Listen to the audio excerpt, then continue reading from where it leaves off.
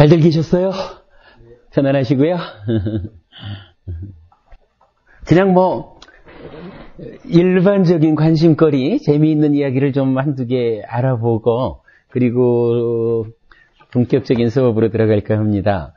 사실은 지난번에 이면택 부부님께서 카페에 질문 주신 이야기가 좀 있었죠. 어떤 건가 하면, 12연기 중에 태어남에 대해서 경전에서는 이제 세 가지로 설명을 하고 있거든요. 우리가 이제 보통 태어남 이러면은, 엄마 뱃속에서 아기가 태어나는 거죠, 나라고 하는 한 사람이 태어난다. 몸과 마음이 만나가지고 하나의 존재가 생겨났다. 요거 이제 태어남이라고 하죠. 근데 경전에서 보면은, 그렇게 이런저런 중생들의 태어남도 태어남이지만, 크게 보면은 세 가지로 말을 해요. 하나는 오온의 나타남, 이렇게 표현을 하거든요. 뒤에 우리가 계속 공부를 할 거지만은, 행위라는 거, 우리 업을 짓는다, 행위한다라고 하는, 이 행위가 마음을 만들거든요.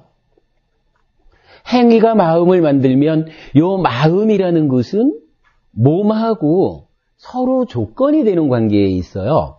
그러니까 마음이 있으면 몸도 함께 있어야 되고요. 몸이 있다 그러면은 마음이 함께 있어야지 몸과 마음으로 구성되는 나라고 하는 존재가 생겨나는 거거든요. 그런데 몸과 마음이 떨어져 가지고 한순간은 몸만 있고 한순간은 마음만 있고 이렇게 별개로 존재할 수 있는 방법이 없다라는 게 부처님께서 이제 경을 통해서 말씀하시는 거거든요. 그렇게 이건 몸과 마음이 함께 있어야 되다 보니까 행위를 통해서 마음이 생겨나면 마음이 생겨났다라는 이야기는 동시에 몸이 함께 하는 것이다. 물론 이때 몸이라고 하는 것이 몸은 무엇입니까? 이렇게 이제 좀 더 공부를 해야 되는 몸이죠. 단순히 그냥 이 몸이 있습니다. 이렇게 말할 수 있는 것은 아니고요. 이건 몸과 마음이라는 것이 서로 조건되는 관계에 있고, 그래서 행위를 통해서 마음이 생겨나면 몸이 함께 하는 것이기 때문에 그랬을 때에 몸과 마음을 우리가 다르게 표현하면 색수상행식 오온 또는 거기에 집착함이 있다라고 해서 오취온 이렇게 말하는 거죠. 그러니까 태어남을 말할 때 오온의 나타남이다라고 하는 것은 행위를 통해서 마음이 생겨나서 이 마음이 몸과 하나가 되어가지고 딱 오치온으로 생겨나는 거, 요것도 하나의 태어남이라고 부처님은 간주하셨구나 이렇게 볼 수가 있는 거예요. 그리고 세 번째로는 감각장소, 처라고 말하는 거죠. 우리의 육내입처, 육외입처 이렇게 말하는 건데 뒤에 우리가 다 공부를 할 겁니다. 아무튼 이렇게 처를 획득함이라고 하는 것도 하나의 태어남으로 부처님은 간주를 하셔요. 그러면 이 처라는 것은 어떤 거냐 하면 방금 말씀드렸던 이제 행위를 통해서 만들어진 마음이 만들어진 채로 그냥 혼자 있는 게 아니라 이 앞에까지, 그러니까 앞에 나의 마음으로서 존재하는 행위를 지금 한순간만 하나요. 오랜 세월을 두고 헤아릴 수 없이 많은 행위를 했으니까 헤아릴 수 없이 많은 마음들이 생겨나서 요게 그래도 한 군데에 보이지는 않는 거지만 쌓여 있으니까 요 마음을 내 마음 이렇게 하겠죠. 그러니까 이전의 행위들에 의해 가지고 만들어져서 쌓여 있는 이 마음의 덩어리에 지금 요 행위를 통해서 만들어진 마음이 또 가서 쌓이는 거예요. 물론 마음이 만들어져서 쌓인다라는 것은 마음은 몸과 서로 조건되니까 몸과 마음으로 구성된 내가 앞순간의 나에서 한 알갱이가 쌓임으로써 변하는 이렇게 조금씩 변화하는 상태로의 내가 생겨나는 거죠. 이렇게 이제 오온의 나타남을 통해서 몸과 마음으로 구성된 내가 요만큼 변한 상태로 새로이 태어났다. 이렇게 이제 봤는데, 그럼 이제 어쨌든 그렇게 오온의 나타남으로 새로이 태어난 몸과 마음으로의 나라는 것은, 그냥 얘기하자면, 포부님도 한 100년 사실 거 아니겠어요? 한 100년쯤 우리가 산다 하면, 그 100년이라는 게 이 몸을 기준으로 보는 거죠. 마음이라는 건 사실 얼마를 사는지 우리가 모르잖아요. 만약 부처님 말씀대로 윤회하는 게 맞다면 언제부턴지 모르는 까마득한 옛날부터 내가 살아오다가 지금 엄마 아버지가 만들어준 이 몸과 만나가지고 금생의 나라고 불리는 나의 삶이 있는 거죠. 그리고 윤회하는 게 사실이라면 몸이 죽어도 마음이 따라 죽지 못하겠죠. 윤회하는 거니까. 그러면 또 얼마를 살아가야 될지 모르죠. 그러니까 이렇게 이제 몸과 마음으로 내가 이제 구성이 되어 있는 건데 그랬을 때 요 몸과 마음으로 만들어져 있는 내가 그냥 나 이래고 그냥 이렇게 멈춰 있는 게 아니죠. 요 나라는 게 앞순간으로 보면은 행위를 통해서 만들어진 새로운 내가 쌓여가지고 나를 바꿨거든요. 그래가지고 한순간 바뀌어진 내가 지금 존재하는데 요 바뀐 내가 그대로 머물러 있는 게 아니라 또다시 무언가를 하죠. 요 무언가를 하는 과정을 부처님은 어떻게 표현하냐 하면 아스미라는 표현을 해요. 이건 중요한 단어니까 그냥 하나 기억을 하시자고요.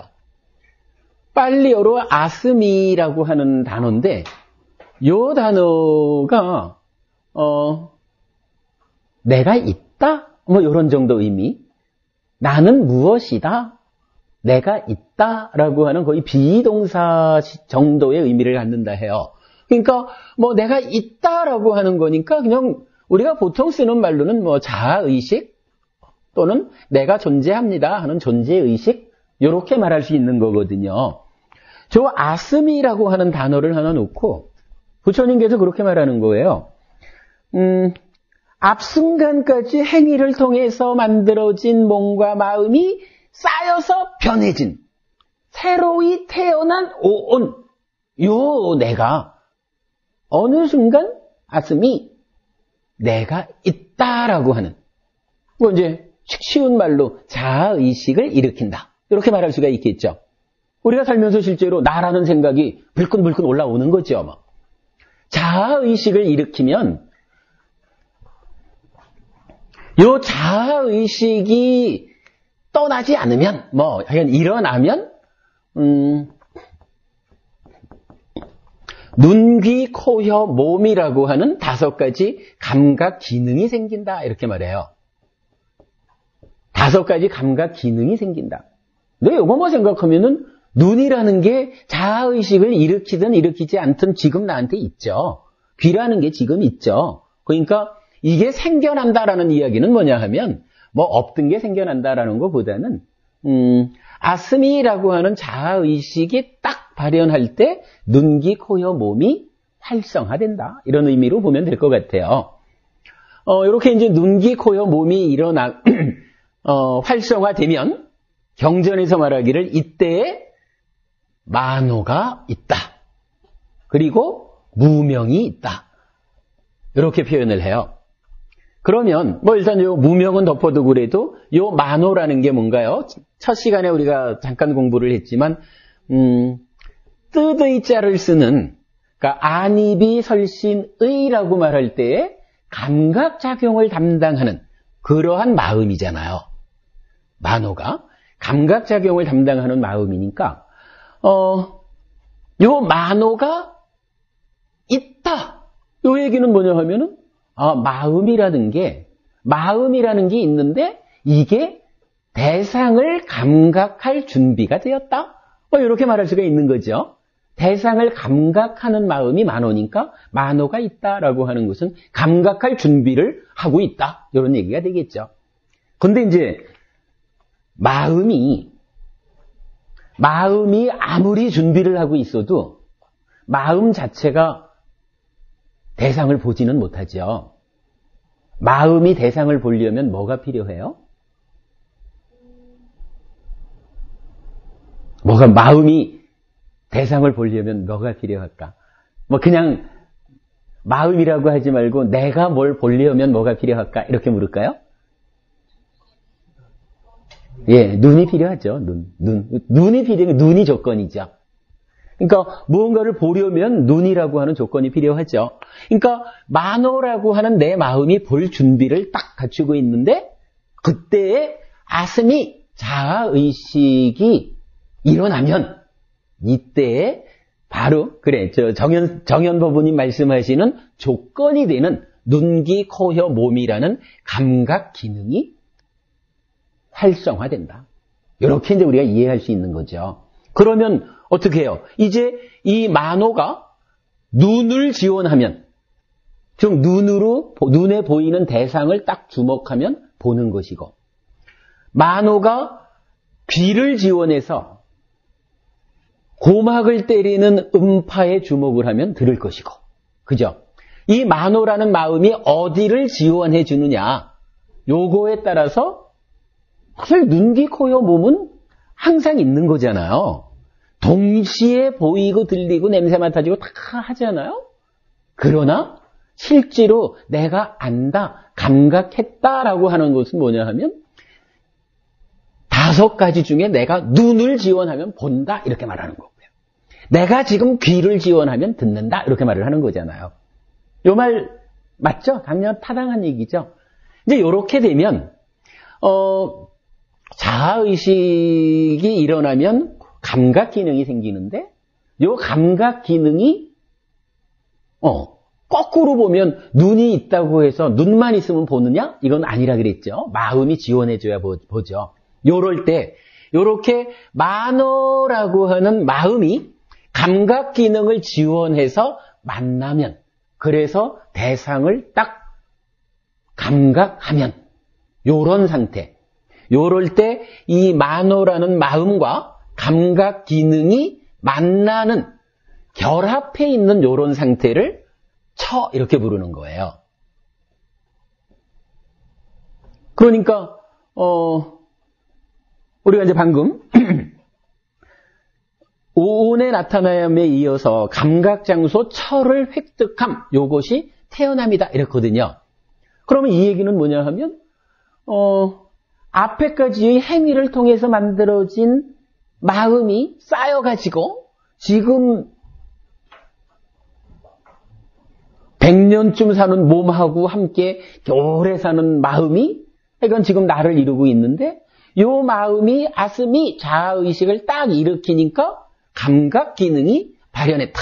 그 감각 기능에 만호가 딱 지원하는 작업을 하니까 이때의 상태가 감각 기능 따로 있고 만호 따로 있는 게 아니라 만호와 감각 기능이 결합한 상태.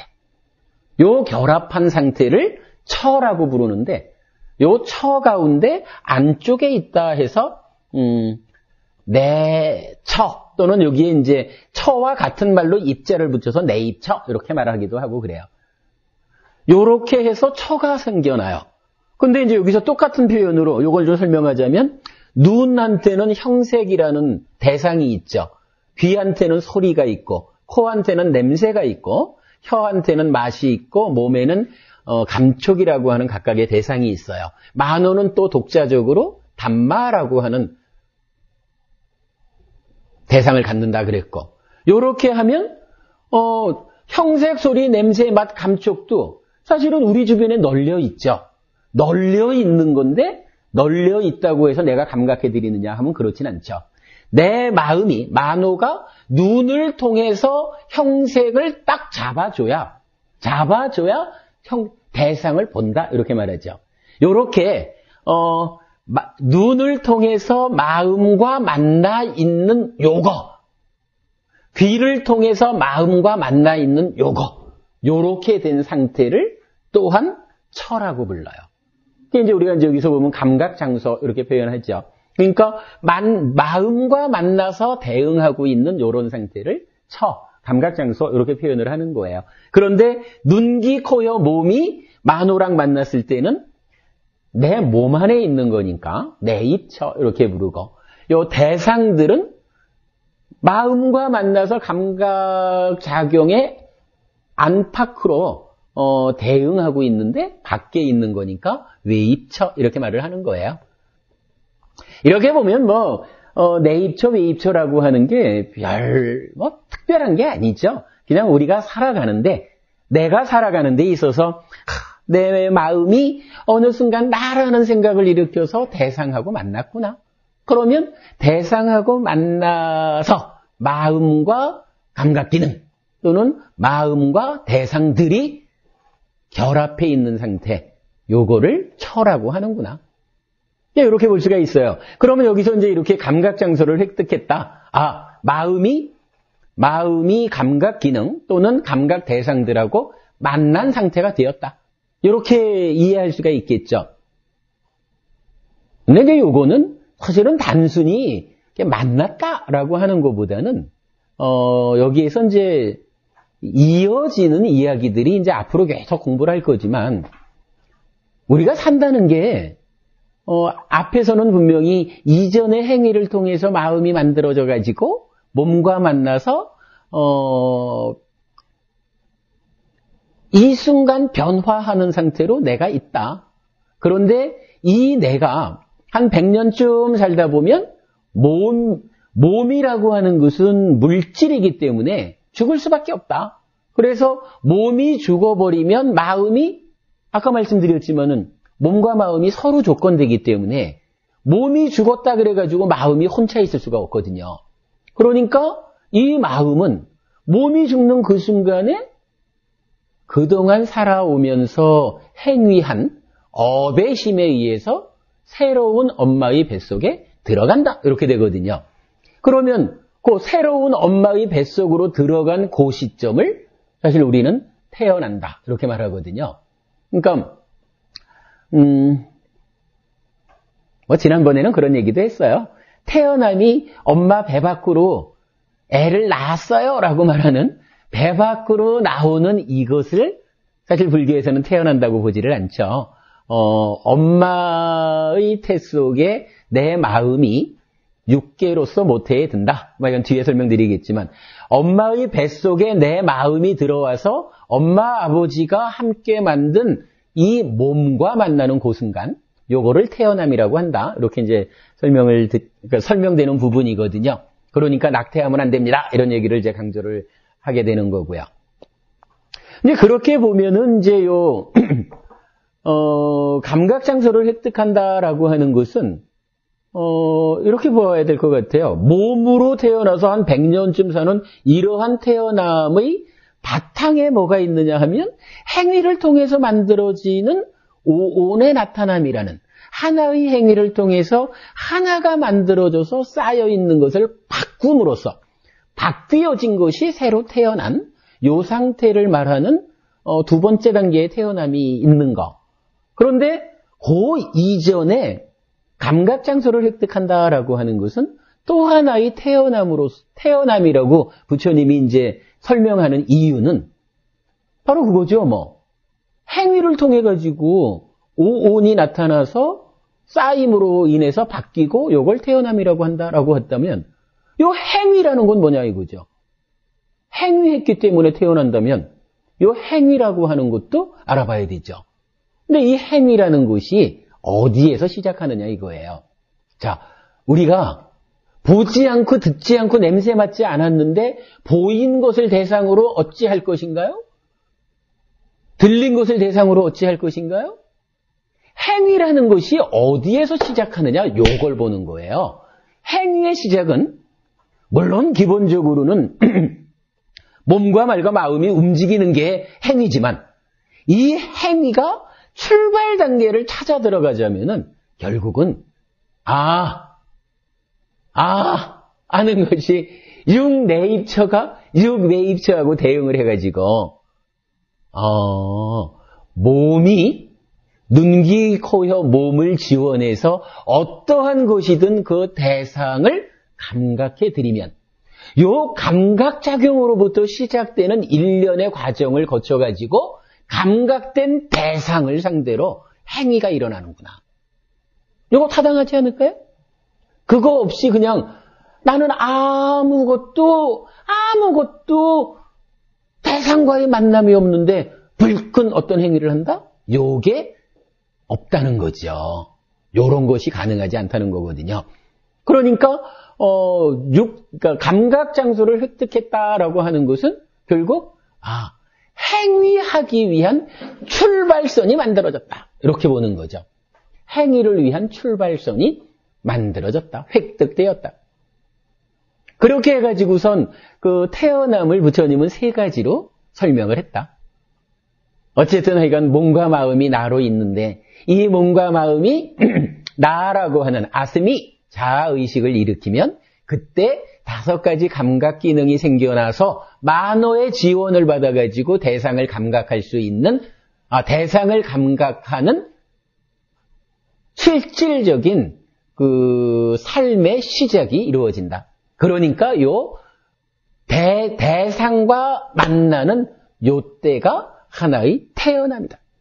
그러면 이렇게 감각된 대상을 감각한 데서부터 시작해서 일련의 과정을 거치다 보면 내가 감각된 대상을 향해서 몸과 말과 마음으로 어떤 행위를 하게 되더라.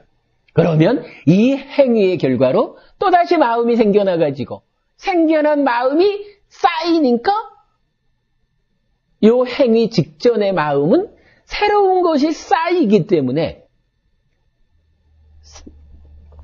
직전의 마음이라고 하는 하나의 단위는 없어지고 새로 생겨난 마음이 쌓여가지고 변해진 상태의 새로운 마음, 새로운 나가 나타나는 것이다. 그러니까 요것도 태어납니다.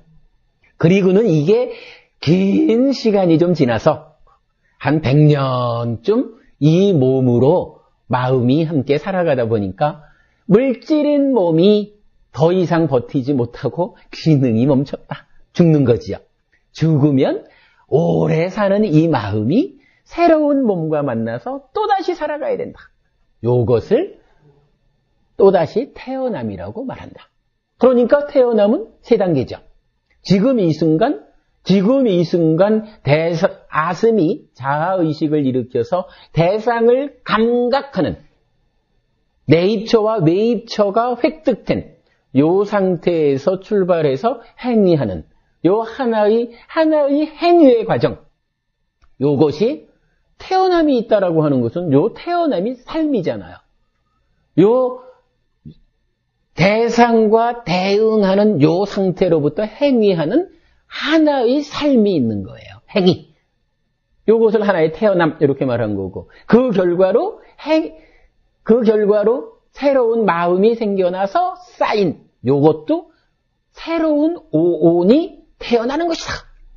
한순간의 새로운 내가 태어나는 것이다. 그리고 좀 길게 보면 100년 가는 몸이 죽으면 새로운 태어남이 있다. 이렇게 3단계로 태어남을 부처님은 설하고 있다라는 거. 오늘 이 얘기를 길게 하려고 하는 거는 아니니까 요 정도로 우리 삶이라는 게 이렇게 매 순간순간의 행위를 통해서 바뀌는 것이다. 요런 정도만 일단 이해하는 것으로 하겠습니다. 그렇게 놓고 이 글 3가지 태어남을 변화의 가능성으로 이렇게 이제 파악해 본 글에 대해서 지난번에 이제 이면택 과부님께서 사실은 댓글을 달아주신 거예요. 그 댓글 이야기를 좀 하려고 해요. 한번 읽어볼게요. 마음 공부란 측면에서는 죽어서 다시 태어나는 것보단 살아있을 때 그것도 과거나 미래보다는 지금 여기서 어떤 선택을 할 것이냐 하는 문제로 받아들이는 게 옳은 건 아닌지요. 부처님은 어디에 의미를 두시고 설법하신 걸까요? 이렇게 질문을 하셨어요. 사실은 맞는 얘기죠. 우리가 길게 보니까 몸이 죽고 새로운 태어남이 있다 이렇게 말을 하지만 사실은 그러한 모든 삶이라는 게 따지고 보면 단 1초 전이라고 해도 아니면 0.001초 전이라고 해도 지나간 건 이미 지나가서 존재하지 않는 거죠.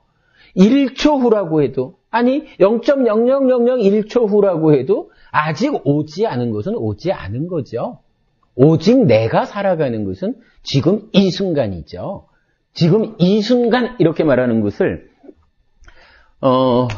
불교적으로는 현법 이렇게 써요. 나타날 현이죠. 지금 나타나 있는 것. 요거 이제 영어로는 보통 유명한 말이죠. Here and now 이렇게 쓰죠. Here and now 해가지고 지금 여기 이렇게 말하는 거.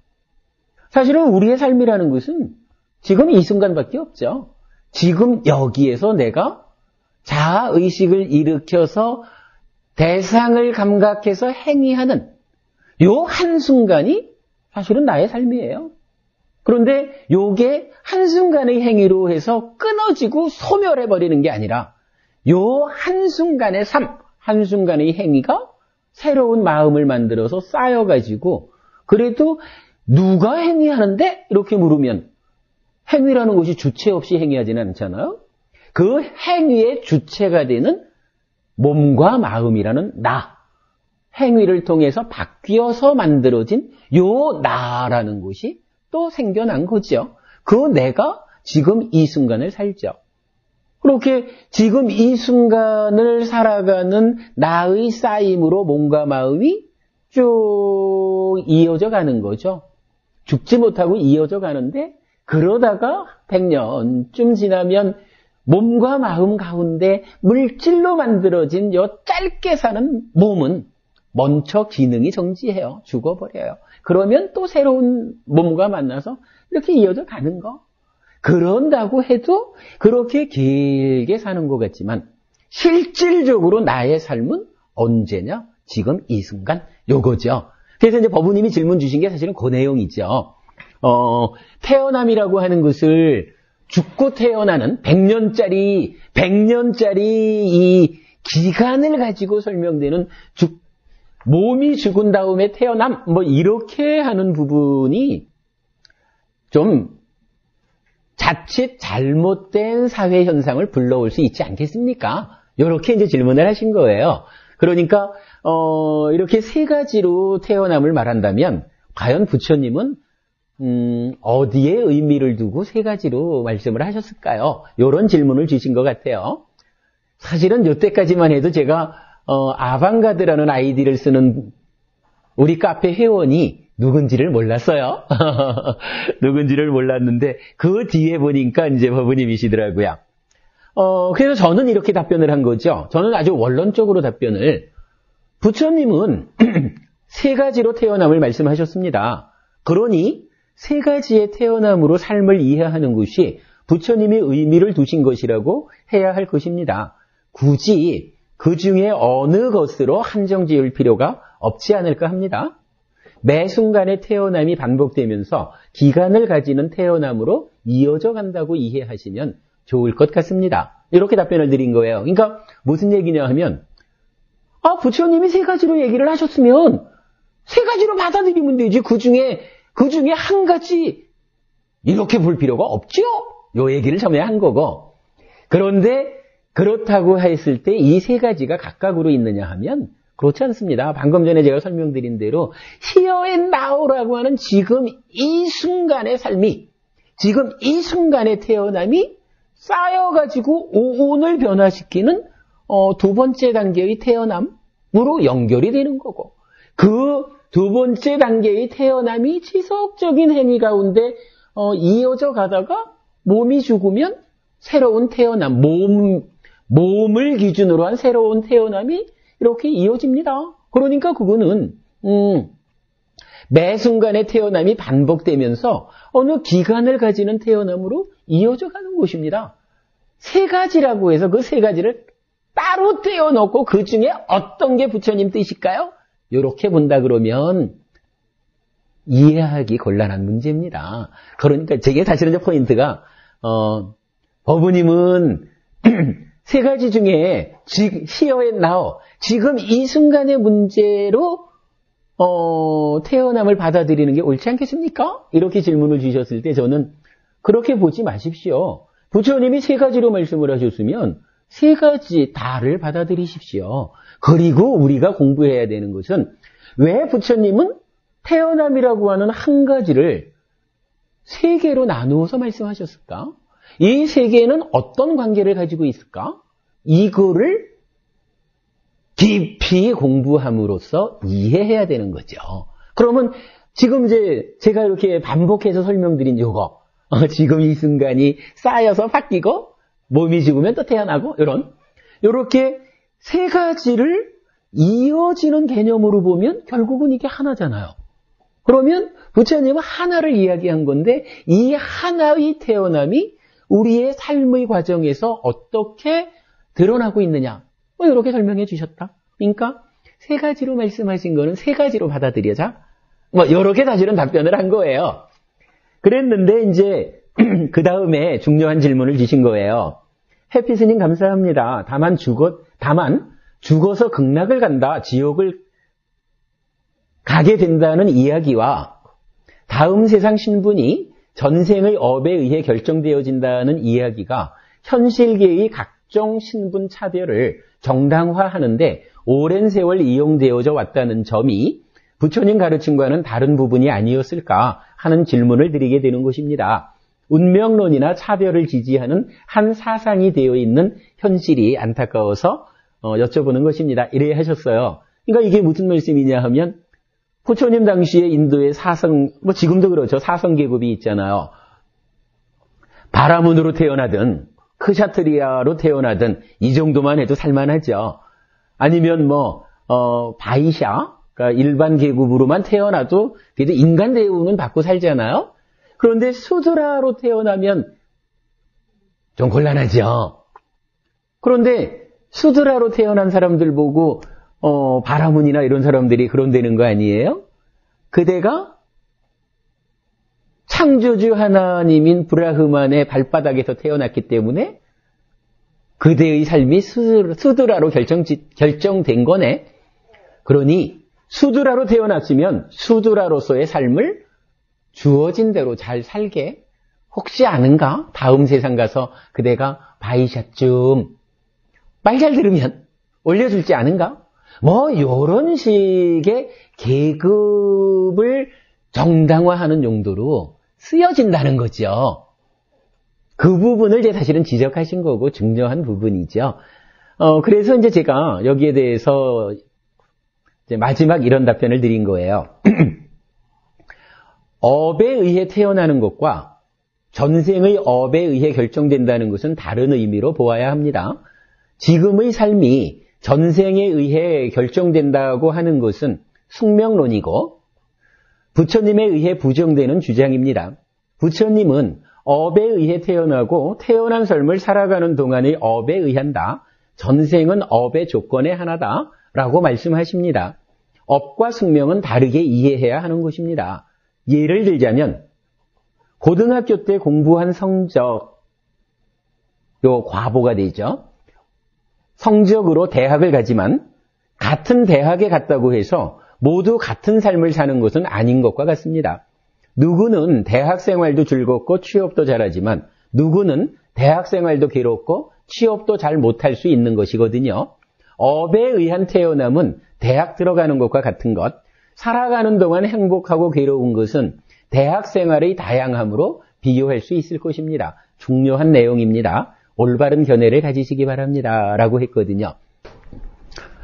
어떤 사람들은 그렇게 말을 한다는 거죠. 내가 왜 이렇게 삽니까? 내가 왜 이런 업을, 이런 행위를 통해서 살아갑니까? 라고 따져보니까 창조주 하나님께서 그대를 창조했기 때문에 그대의 삶은 신의 뜻에 의한 것이야. 이렇게 말하는 사람이 있다는 거죠. 부처님 그거 아니라 그랬죠. 또 어떤 사람은 그대가 전생에 지은 업이 있어서 전생에 지은 업에 의해서 그대의 삶이 이렇게 살아가게끔 결정되어 있습니다. 그러니까 결정된 대로 살아가면 됩니다. 이렇게 말하는 사람도 있다는 거죠. 그거 뭐 운명이고 숙명이고 그런 거죠. 근데 부처님은 그거 아니다 그랬죠. 물론 이제 세 번째로는 원인도 조건도 없다라고 말하는 사람에 대해서 그렇지 않아요.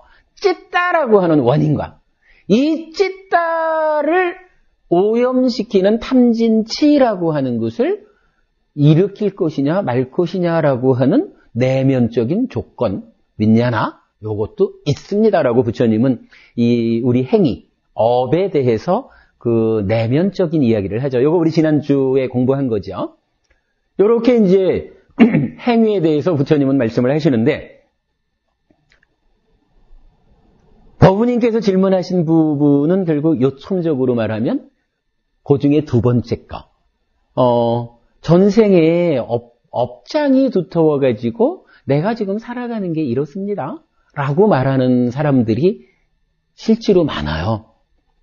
참 많은 사람들이 그런 견해에 매여서 살아가는데, 부처님은 그거 아니라 그러거든요. 그러면 이렇게 이제 숙명이다. 전생의 업에 의해서 결정된 대로 살아간다. 라고 하는 거하고, 우리가 지금 말하는 업이 있습니다. 업에 의해서 살아갑니다. 라고 하는 거하고 뭐가 다릅니까? 요 얘기가 포인트거든요. 자, 그래서 제가 예를 들어본 거예요. 임보부님 자제분이 어떻게 돼요? 우와. 그러면 제가 그 법부님 연배를 모릅니다만은 큰아들이 중학교 2학년입니까? 그러면 아직 좀 어려서 비유가 잘 안 되겠다. 아니듣기 법부님, 아드님이 공부를 잘해서 좋은 학교를 갔잖아요. 그러면 고등학교 다닐 때 열심히 아들을 내가 버는 것보다 더 많은 돈을 들여가면서 과외 공부를 시키고 뭐 이래야 하는 게 좋은 대학 보내려고 그러거든요. 그죠? 그러면 하여간 고등학교 때 공부의 과정을 통해서 대학을 갔어요. 그러면 자, 어떤 견해로 보면 내가 이제 대학을 들어왔어요. 그러니까 내가 대학 들어오기 위해서 여기 들어오기 위해서 중고등학교 6년 동안을 얼마나 열심히 공부를 했는지 몰라. 그러니까 나는 이 대학에 들어옴으로 인해서 모든 것이 결정되었어. 라고 본다면, 만약에 그렇게 생각하는 사람이 있다면 이 대학에 들어온 요 학생이 그래, 아니특기 법부님 아드님이요. 아드님이 대학을 딱 들어와가지고는 나는 이제 대학에 들어오기 위한 모든 과정을 거쳤습니다. 이제부터는 학교 들어올 때까지 마련된 모든 조건대로 가면 됩니다. 해가지고 공부도 안 하고 맨날 놀러만 다니고 뭐 MT 다니기는 그렇게 많고 거기에 술자리는 또 그렇게 많고 그렇게 살 수도 있어요. 그런가 하면 똑같은 아드님이 생각을 좀 달리 해가지고 내가 중고등학교 때 열심히 공부를 한 탓에 이제 내가 이렇게 훌륭한 학교에를 들어왔다. 그러나 이 학교에 들어온 것은 대학생활과 대학생활 이후의 나의 삶을 위한 토대가 만들어진 것에 불과하다. 똑같은 대학생도 100명을 세워놓고 봐도 100명 가운데 꼴찌를 하는 사람도 있고 1등을 하는 사람도 있을 것이다. 내가 대학에 들어왔다라는 데에 만족하지 않고 대학 생활을 열심히 해야 되겠다.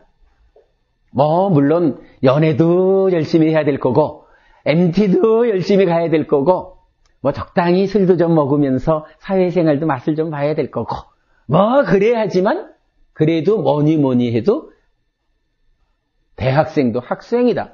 학생의 본분은 공부다. 이래가지고 대학 생활을 하면서도 열심히 공부를 해서 1등하는 사람도 있을 거예요. 그런데 그렇지 않고 들어온 데 대해서 만족하고 끝났어. 나는 왔어.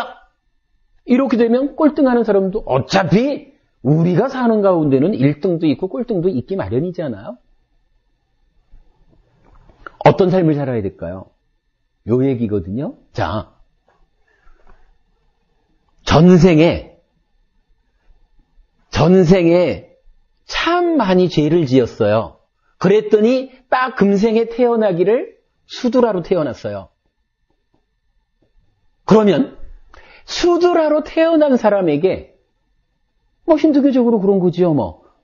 바라문이 그대가 수두라로 태어난 이유는 전생에 나쁜 짓을 많이 해서 그런 거야. 그러니까 그렇게 살아. 이렇게 말할 수 있죠.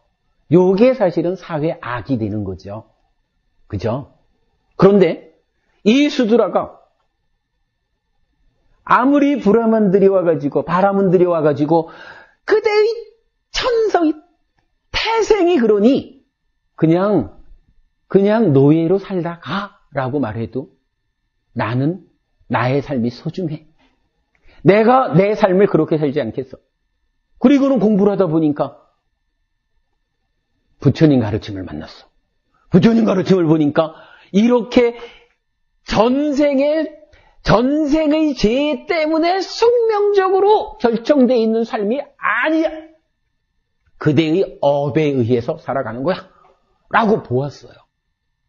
요걸 보면 어떻게 되나요? 수두라도 내가 수두라로 태어났으니 저 높은 바람은 어른이 말씀하시는 대로 살다 가지 혹시 알아 다음 생에는 바이샤쯤 태어날지?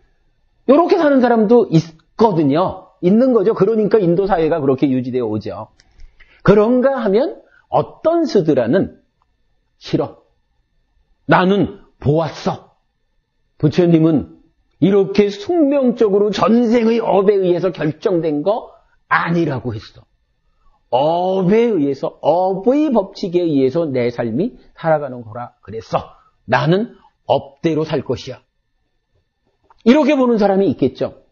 이때 이 업이라는 게 뭐예요? 우리가 지난주에 긴 시간을 할애해가지고 공부했잖아요. 몸과 말과 마음으로 하는 행위인데 그 바탕에는 신의 뜻도 숙명도 아니고 찢다라고 하는 내 마음이 몸과 말과 만호로 행위하는 거.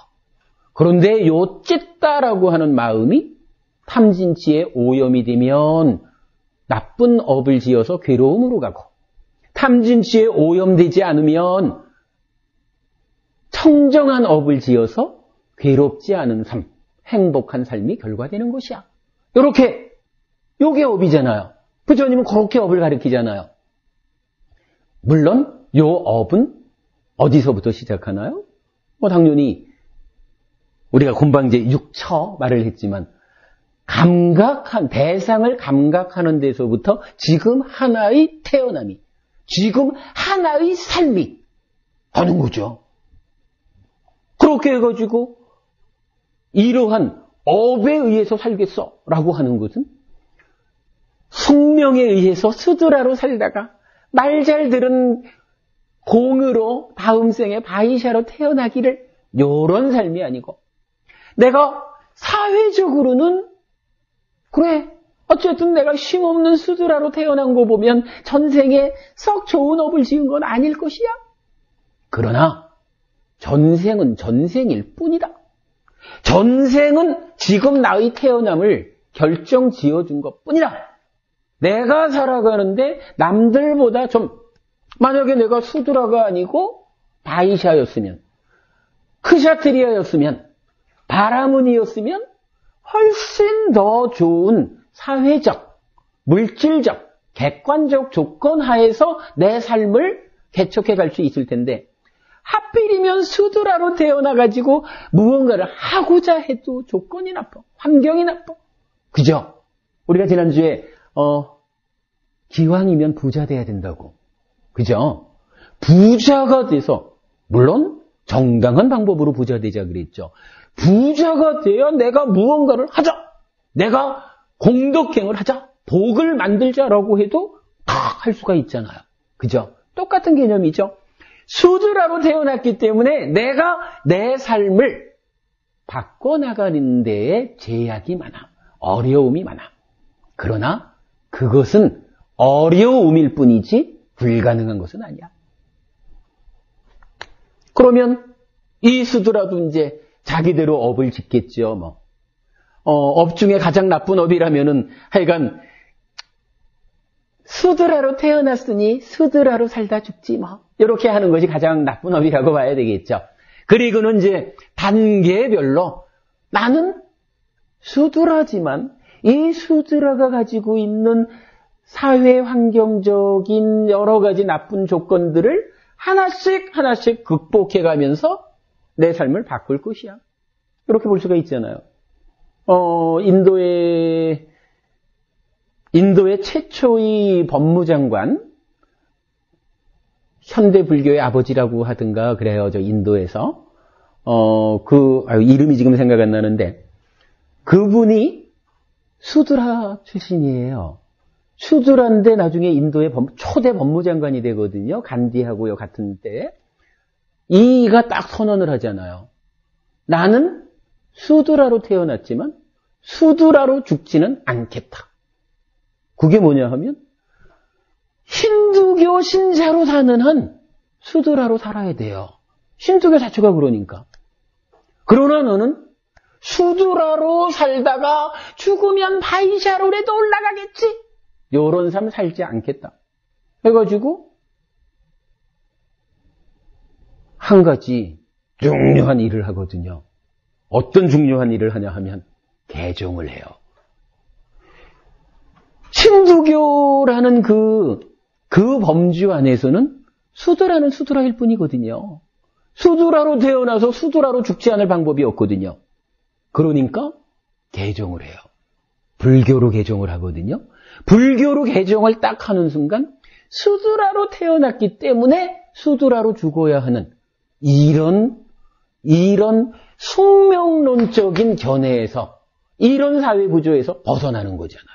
이때부터는 나의 업에 따라서 삶이 바뀌는 거죠. 이래가지고 인도의 새로운 불교가 싹트기 시작을 하거든요. 결국은 이렇게 봐야 되는 거예요. 우리 사회에 이러한 계급적으로 정해지는 이런 신분적인 문제라든가 또는 뭐 부자는 부자대로 세습되어 간다거나 뭐 이런 다양한 것들이 불교에서 말하는 어빈과보, 인과응보 뭐 이런 것에 이런 그 교리적인 문제가 있는 것이 아니겠습니까? 많은 사람들이 그래 보거든요. 그런데 사실은 그게 아닌 거예요. 이 어빈과보, 인과응보라고 하는 부처님 가르침은 바로 그런 사회적인 문제 현상을 깨트리는 가르침이거든요. 우리가 업을 잘 몰라서, 업을 잘 모르다 보니까 전생에 업장이 두터워서 이렇게 얘기를 하고 있는 거지. 우리가 이런 공부를 하는 이유가 뭡니까? 부처님 가르친 그대로 바로 배우는 건데, 바로 배우면 업 때문에 사회 문제가 생기는 것이 아니라 업 때문에 사회 문제를 타파할 수 있는 거죠. 이모부님, 요거 얘기되죠? 업에 대한 관점을 이렇게 바꿔줘야 돼요. 근데 이제 여기에서 요 내용을 좀 더 명확하게 볼 수 있는 게 우리가 지난주에 이제 두 단계로 인연과를 말하면서 인과, 연과, 과가 있었거든요. 그래서 이는 뭐냐 하면 업이었죠. 업이 원인이 되고 다른 조건들을 연으로 해서 뭐 괴로움이든 즐거움이든이 과보로 생겨나잖아요. 이렇게 이제 우리가 인연과의 과정을 봤거든요. 이럴 때 이럴 때에 요 관계를 보통 말하기로 이제 업인과보 이렇게 표현을 하죠. 뭐 우리 삶의 전개 원리입니다라고 이제 저도 표현을 하는 건데,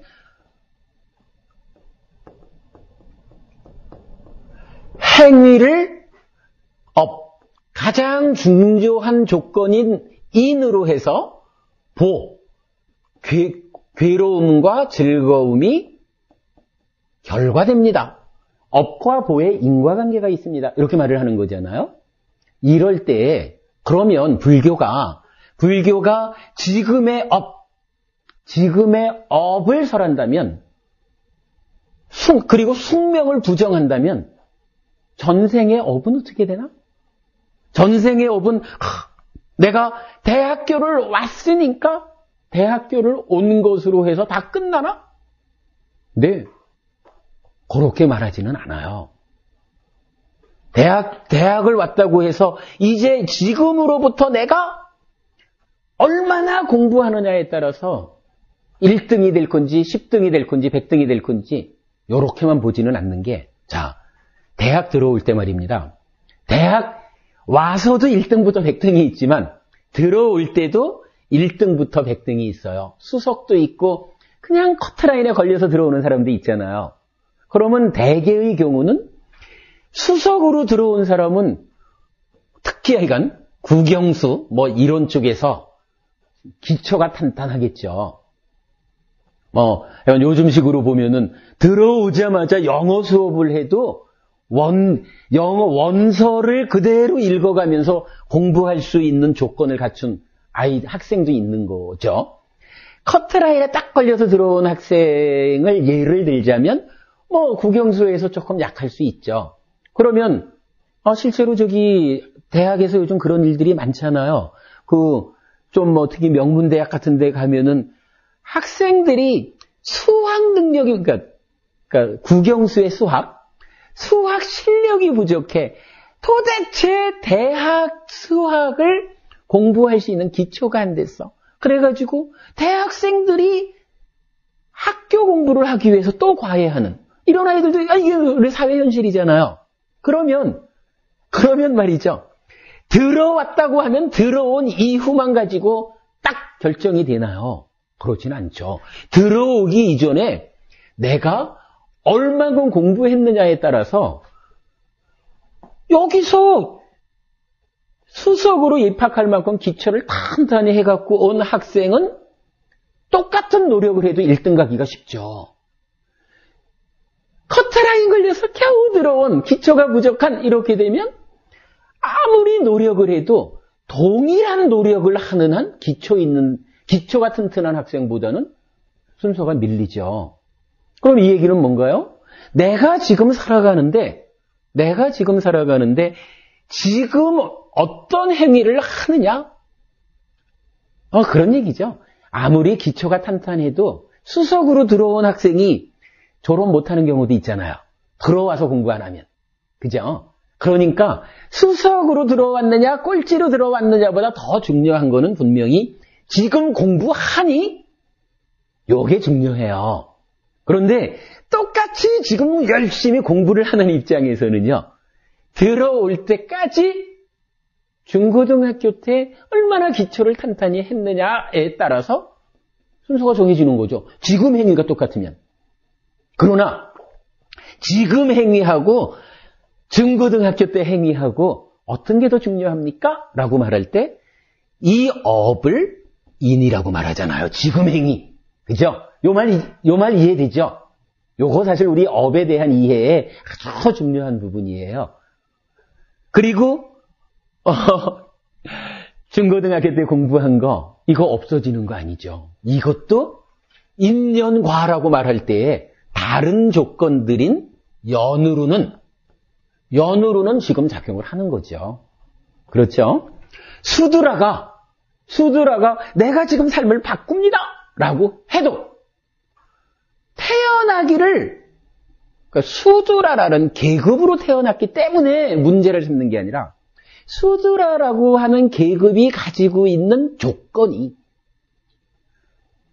크샤트리야 아주 고위 관리의 아들로 태어난 사람이 열심히 공부하는 거하고 아무런 조건을 갖추지 못한 수드라의 아들이 열심히 공부하는 거하고 따지면 동일한 노력이라면 크셔트리아의 그러니까 고위 관리의 아들이 더 공부를 잘하고 출세하기가 쉽죠. 뭐 그건 분명하게 우리가 인정을 해야 되잖아요. 마찬가지로 수드라가 지금의 업을 아이고 이렇게 살다가 다음번에 바이샤로만 태어나도 좋겠어. 요렇게 생각하고 사는 수드라는 죽었다 깨도 향상할 방법이 없는 거죠. 업이 나쁘니까. 그러나 기본적으로 수드라가 나는 수드라로 죽진 않을 것이야. 이러면서 형성하기 위한 부처님이 말하는 이런 업을 지어가기 시작을 하면 향상하죠. 아무리 고위 관리의 아들이라 그래도 우리 주변에는 뭐 아버지 믿고 별의별 짓 다 하다가 아버지까지 참 이런 말 그렇지만은 한화 김 회장 같은 경우 얼마나 부끄럽습니까? 뭐 부족한 게 있는 사람인데 그 자식 하나 잘못 떠가지고 자식이 맞고 왔다고 왜 지가 쫓아가서 그걸 또 패? 참 삶의 문제 있죠. 그러니까 아무리 태어남이 좋아도 자기가 지금 사는 꼴이 나쁘면 수드라같이 나쁜 조건으로 태어난 사람이 열심히 살아가는 이보다 결과가 나빠지는 거지요. 그러나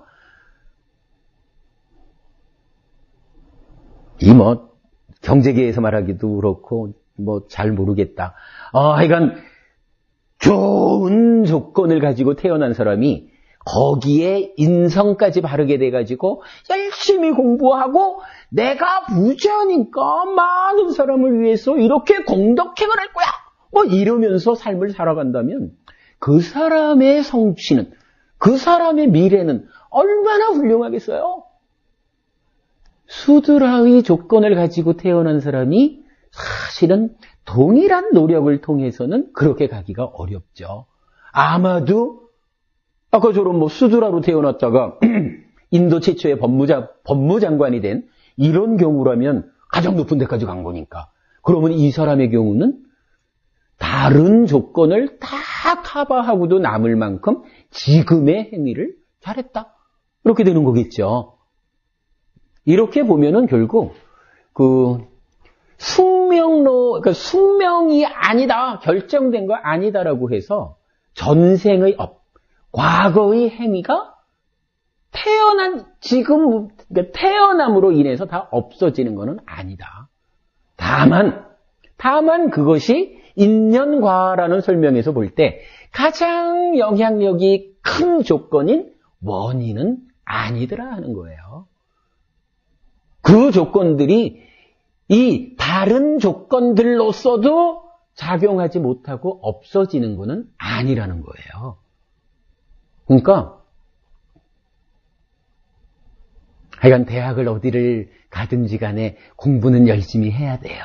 그래야 대학 가서도 공부를 계속 잘할 수 있고, 그래야 대학 마치고 취업도 잘할 수 있고 평생을 행복하게 사는 거예요. 내가 어떻게든 옛날 말로 와이로를 써가지고 대학을 넣어주지? 대학 들어가서들 그러면 졸업까지 책임져주고 취업도 책임져주고 다 엄마가 다 해주나? 좀 곤란한 일이죠. 그래서 이렇게 볼 때 숙명적으로 결정된 거는 아니지만 전생의 행위, 과거의 행위, 업은 조건으로 작용을 한다. 그래서 이제 제가 그런 말을 하나 만들어 본 거예요. 일단은 지금의 행위인 업이 인이 되어서 고락이라고 하는 보를 결과맺는다. 이러는데 하여간 주목해야 될 부분이기 때문에 이제 말을 만들기를 과거의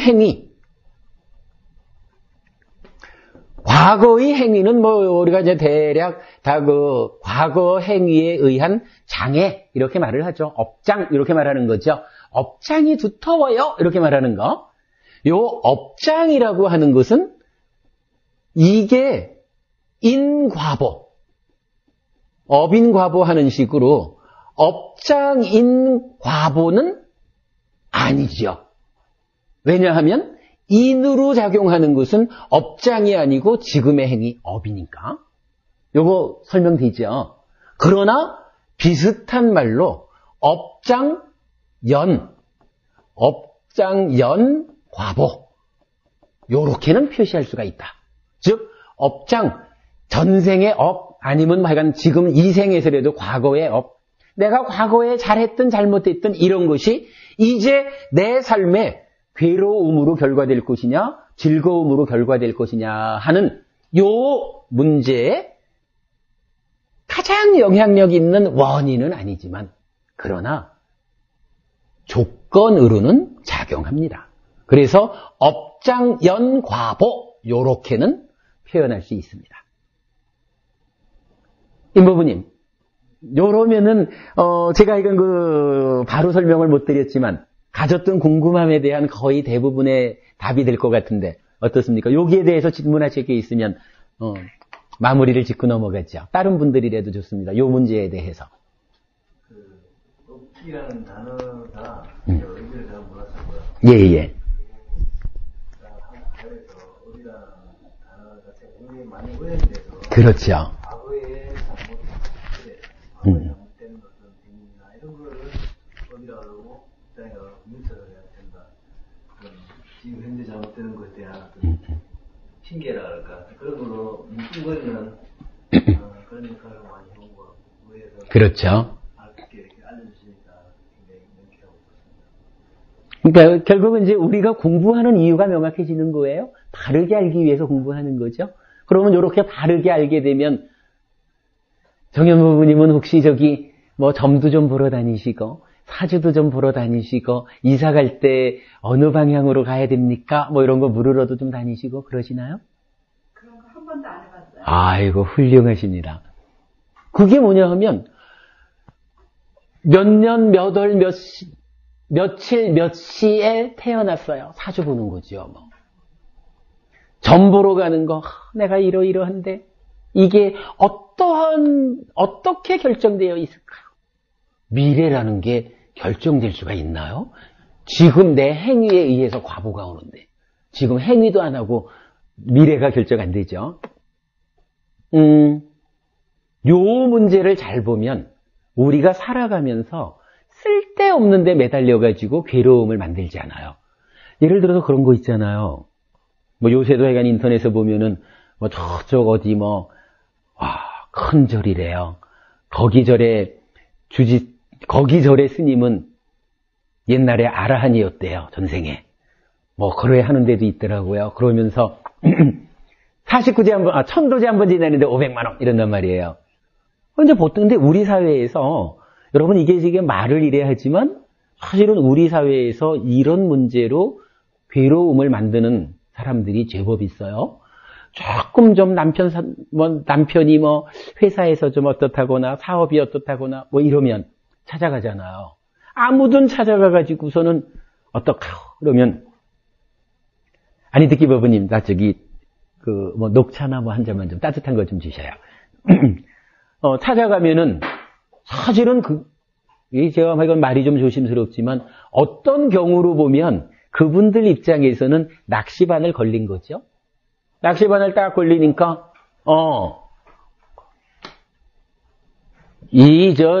조상의 문제가 좀 있구만. 천도를 좀 지내야 되겠어. 이래가지고 500만 원 이래잖아요. 그러면 집에 와가지고 남편한테 여보야 당신 조상 중에 누구누구가 문제가 돼서 당신이 이렇게 어렵대. 천도제를 지내야 된대. 500만 원이래. 이러면 그나마 남편이 한 500좀 쓸 수 있어서 딱 주면서 그래 천도제 지내. 이러면 그나마 다행이에요. 그냥 500 날리고 마는 거지.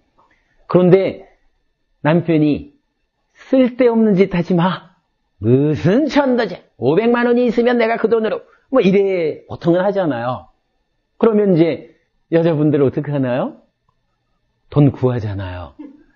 그것도 그나마 신용이 좀 있어서 은행에라도 빌리면 다행인데, 요즘 문제되는 거 다 그런 거잖아요. 사채업자한테 가가지고, 제일 빌리기 쉬운 게 사채업자 아닙니까? 가서 500 딱 빌려가지고, 가서 천도제를 지냈어. 구출했어. 뭐 이랬는데, 그때부터 이제 500만 원 빚쟁이 되는 거죠. 참 곤란하거든요. 그런데 이제 이게, 아니 사실은 세상에 이치라는 게 이런 건데, 그게 천도제 지내준다고 해가지고 남편 사업이 풀리냐고요. 사람들이 그래요. 그런 경우가 있습니다. 아유, 그러면 세상 일이라는 게 백에 하나라도 조건들에 따라 움직이다 보면은 천도제 지낸 사람의 다른 조건이 좋아져가지고 잘 되는 경우도 있지 왜 없겠어요. 그게 다른 조건이 좋아짐으로써 잘 됐겠어요? 천도제 지낸 것을 조건으로 잘 됐겠어요? 어쨌든 이제 그럴 수가 있단 말이죠. 그런데 이제 대개의 경우는 잘 안 되거든요. 그러면은 또 찾아가잖아요. 지난번에 천도제를 지냈는데 안 됐어요. 어떡하죠? 이러면 뭐 뻔한 얘기죠. 정성이 조금 부족했어.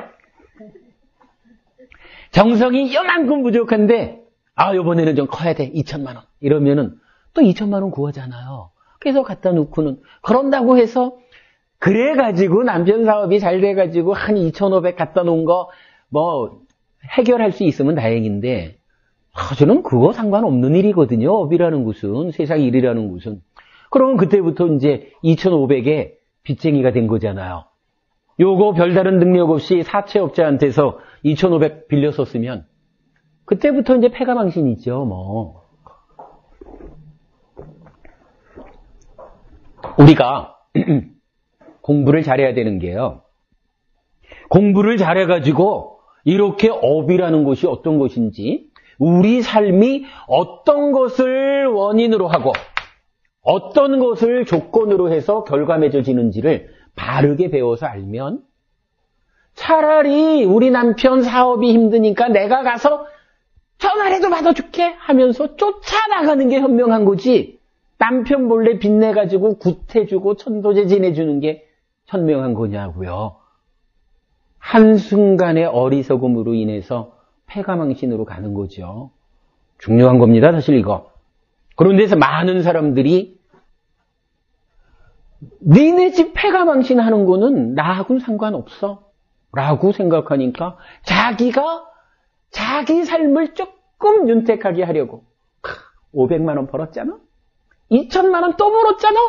요거 하려고 숙명이니 어떠니 하면서 이런 논리를 갖다 붙이면서 천도제 안 지내고는 그거 못 바꾸지. 요렇게 낚시바늘로 꿰고 있다는 거 아닙니까, 여러분? 공부 안 하면 거기 끌려가는 거고요.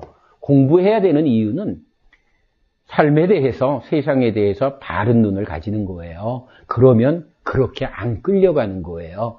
거기 끌려가지 않아서 그런 괴로움을 만들어내지 않으면 그게 뭐예요? 고멸. 생겨날 괴로움을 소멸시키는 거예요. 중요해요. 그러면 업인과보고 업장연과보고 이렇게 되면 업장보다 업이 힘이 세다라는 거 이거 이제 분명히 알겠죠? 수드라의 경우에서도 우리가 확인을 했고 대학간 아니트키버부님 아드님의 경우를 통해서도 확인이 되는 거잖아요. 그죠? 업장보다는 지나간 업보다는 지금의 행위가 더 강력한 힘을 가지고 내 삶을 바꾸는 거예요. 요거 배우시면 여러분 성공하는 거예요. 그러면 지금 내가 할 일이 뭡니까? 내가 업 잘 짓는 거 그걸 해야죠. 여기까지 오면은 이러면 오늘 수업이 이 얘기로 가네. 그래야죠. 지난주에 우리가 그 칠불통계와 가문계를 묶어가지고 업에 대한 이야기 2번 나타나는 인연과를 봤잖아요. 그 얘기에 대한 중요한 주제에 대한 이어지는 이야기를 오늘 했다. 이렇게 생각을 하기로 하죠. 이렇게 놓고 보면 업인과보에서 업이 인이 되고요. 업장연과보해서 업장은 인은 못 되고 연이 될 뿐이라. 그래서 업이 업장보다 강력한 힘을 가져요. 그러면 내가 지어놓은 업이 나빠. 지어놓은 업의 장애 때문에 여러 가지로 다양한 어려움이 있어. 이렇다면 이 업장을 없애버려야 되잖아요. 그래야 내 삶이 편안해지겠죠. 이제 이 업장을 어떻게 없애야 되나요? 부부님 무슨 생각이 날까요? 자, 업장이 좀 나쁜 게 있어요. 물론 뭐 사람에 따라서 좋은 업을 지은 사람은 업장이 아니라 업의 힘으로 더 잘 사는 거고, 과거의 업 때문에 더 잘 살아갈 거고. 근데 업장을 가진 사람이 있다면, 자, 정현보 부님한테 좀 두터운 업장이 있다면, 내가 과거에 이러이러한 것은 참으로 잘못한 일이야. 이것이 분명히 내 삶에 나쁜 영향을 미칠 것이야. 이렇게 판단되는 게 있다면 어떻게 해야 될까요? 거기에 연연하지 말고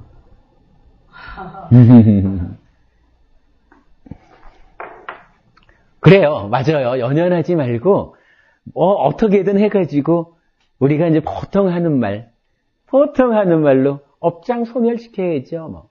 그죠? 업장을 소멸시켜야 되는데 업장을 소멸합시다 이렇게 말하고 끝나면 의미가 없잖아요. 업장 소멸을 어떻게 할까요? 요게 필요하죠.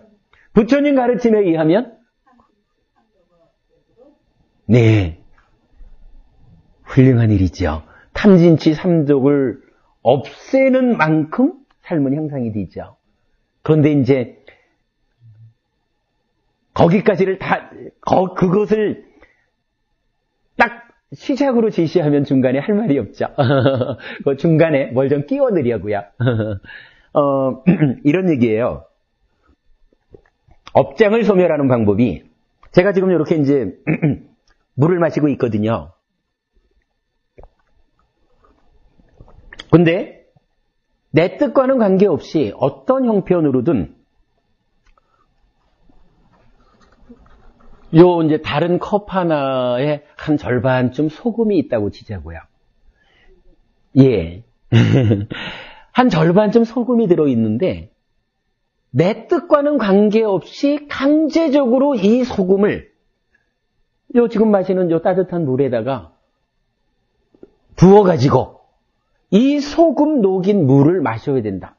이런 상황이 나한테 왔다면, 이 소금을 놓아야 되는 요 상황 때문에 나한테 어떤 일이 생기냐 하면, 사실은 절반이 아니라 한 스푼만 넣어도 짜잖아요. 절반이나 되는 소금을 이제 절반 조금 넘는 요 물에다가 녹여가지고 그걸 마시려면 아마도 좀 많이 힘들 거예요. 그죠? 부처님이 그렇게 말씀을 하시는 거예요. 한 줌의 소금이 있다면 요 한 줌의 소금을 요 작은 물에 던져 넣어가지고 요 물에 녹여가지고 이거를 마셔야 한다면 따가워서 먹기 힘들 것이다. 못 먹을 것이다. 그런데 똑같은 한 움큼의 소금을 저 한강물에다가 던져 넣어보자. 부처님 때는 뭐 겐지수강, 한강보다 훨씬 더 크죠. 한강으로만 쳐도 한강물에다 한 움큼의 소금을 던져 넣으면 아마도 우리가 한강물을 퍼먹으면서 차가워서 못 먹겠어요. 이럴 일은 없을 거예요. 과거의 한 행위, 전생에 지은 업, 이 업의 과보로 형성되어 있는 결과는 이미 행위가 끝났기 때문에 그냥 크든 작든 과거에 몹시 나쁜 짓을 했으면 소금 덩어리가 클 거고, 조금 적은 나쁜 짓을 했으면 소금 덩어리가 작겠죠. 그러나 이미 결정된 거라. 여기서 말하는 결정된 거예요. 숙명론. 결정된 소금 덩어리인데 이 소금 덩어리의 짠맛을 결정된 그대로 내가 괴로움으로 겪어야 되느냐 하면 부처님은 그게 아니라는 거거든요. 어차피 소금은 정해진 양이라 이 소금을 요 컵의 물에 녹일 것이냐 한강 물에 녹일 것이냐라는 것은 따지면요 지금 내 맘이거든요. 지금 내가 업장은 소금덩이라는 조건이고 가장 큰 영향력을 갖는 원인은 업이거든요. 그러면 내가 지금 이 소금 덩어리라고 하는 업장을 작은 그릇에 물에 녹이는 행위를 할 거냐, 한강물에 던져놓는 행위를 할 거냐. 요게 원인이 되는 지금의 행위, 업이거든요. 그러니까 이제 업장을 소멸하는 방법이 사실은 간단한 거예요. 업장 소멸하는 방법이 이렇게 결정되는 거예요. 제가 지금 말씀드린 요 내용, 이야기가 어디에 나오느냐 하면 소금덩이 경이라고 하는 경전에 나오는 말씀입니다. 이거는 비유를 들은 게 아니고요. 경전에서 부처님이 소금덩이를 그대로 바루에 들은 작은 물과 겐지스강에 던져놓을 때의 비유로 요렇게 동일하게 설하신 가르침이거든요. 그러면 이 소금덩이 경에 의해서 부처님은 그 말씀을 하시는 거예요.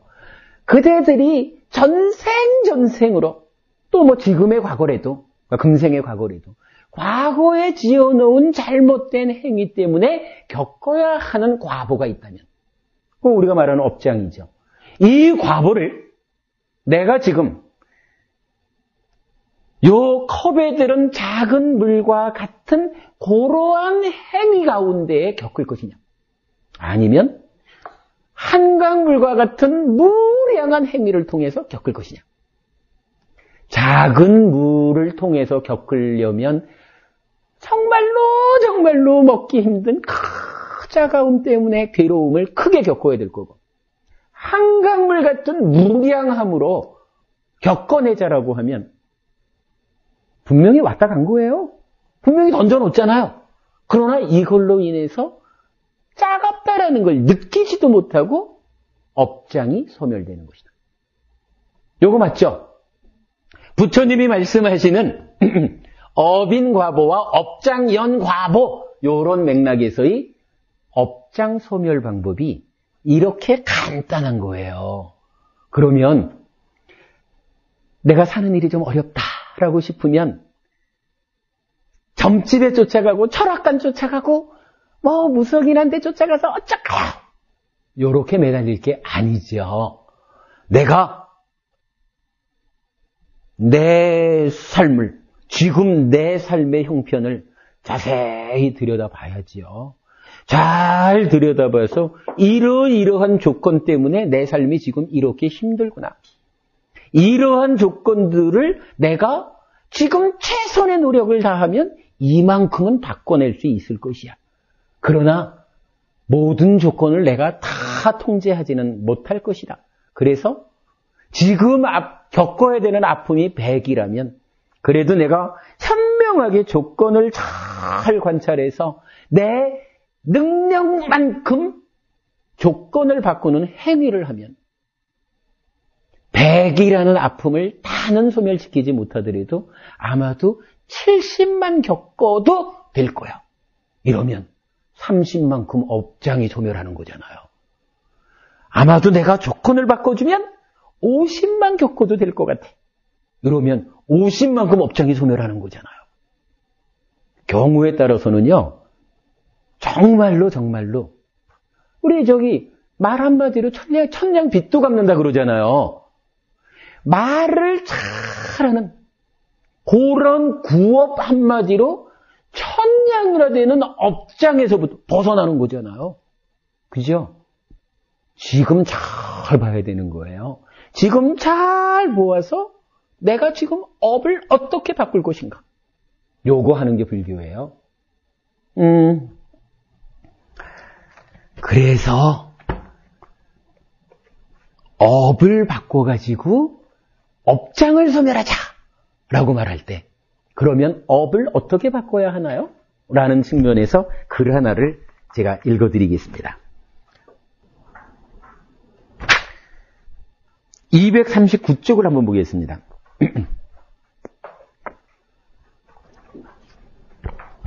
웃음이 나오시죠? 자, 239쪽 보면 세 단계로 이루어진 행복의 공식, 보시, 지계, 스행 이렇게 했어요. 우리 카페에서 좋은 표현 한 가지란 글을 보았는데 정말 좋은 표현을 찾게 되었습니다. 언제나 자신 안에서 일어나는 현상들을 놓치지 않음에 집중하셔야 할 것입니다. 내 안에서 일어나는 현상들이 나도 모르게 행위로 연결되어 버리면 삶이 나의 뜻과는 다르게 진행되기 때문입니다. 물론 결과는 괴로움인 것이고요.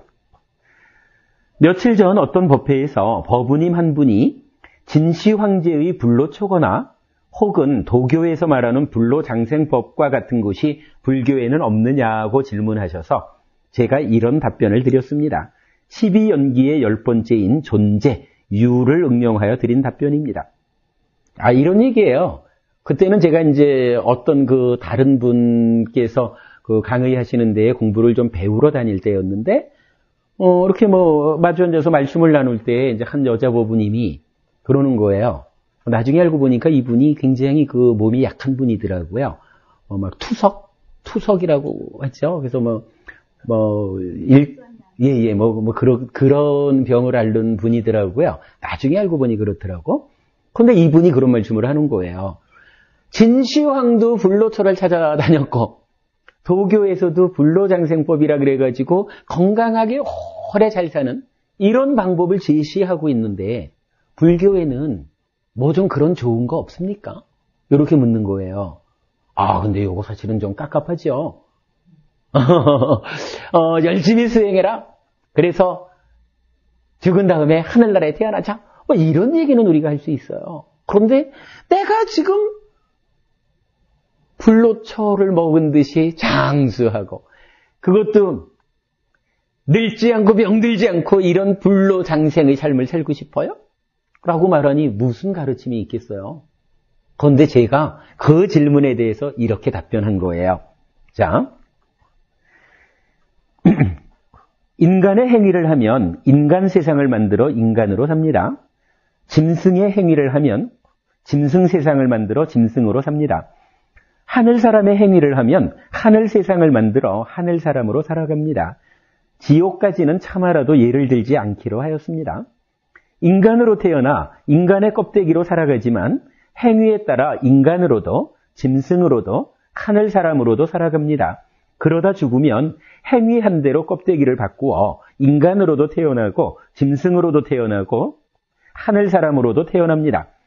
그러면 행위에는 어떤 기준이 있어서 인간으로도 짐승으로도 하늘 사람으로도 살게 하고 또 태어나게 합니까?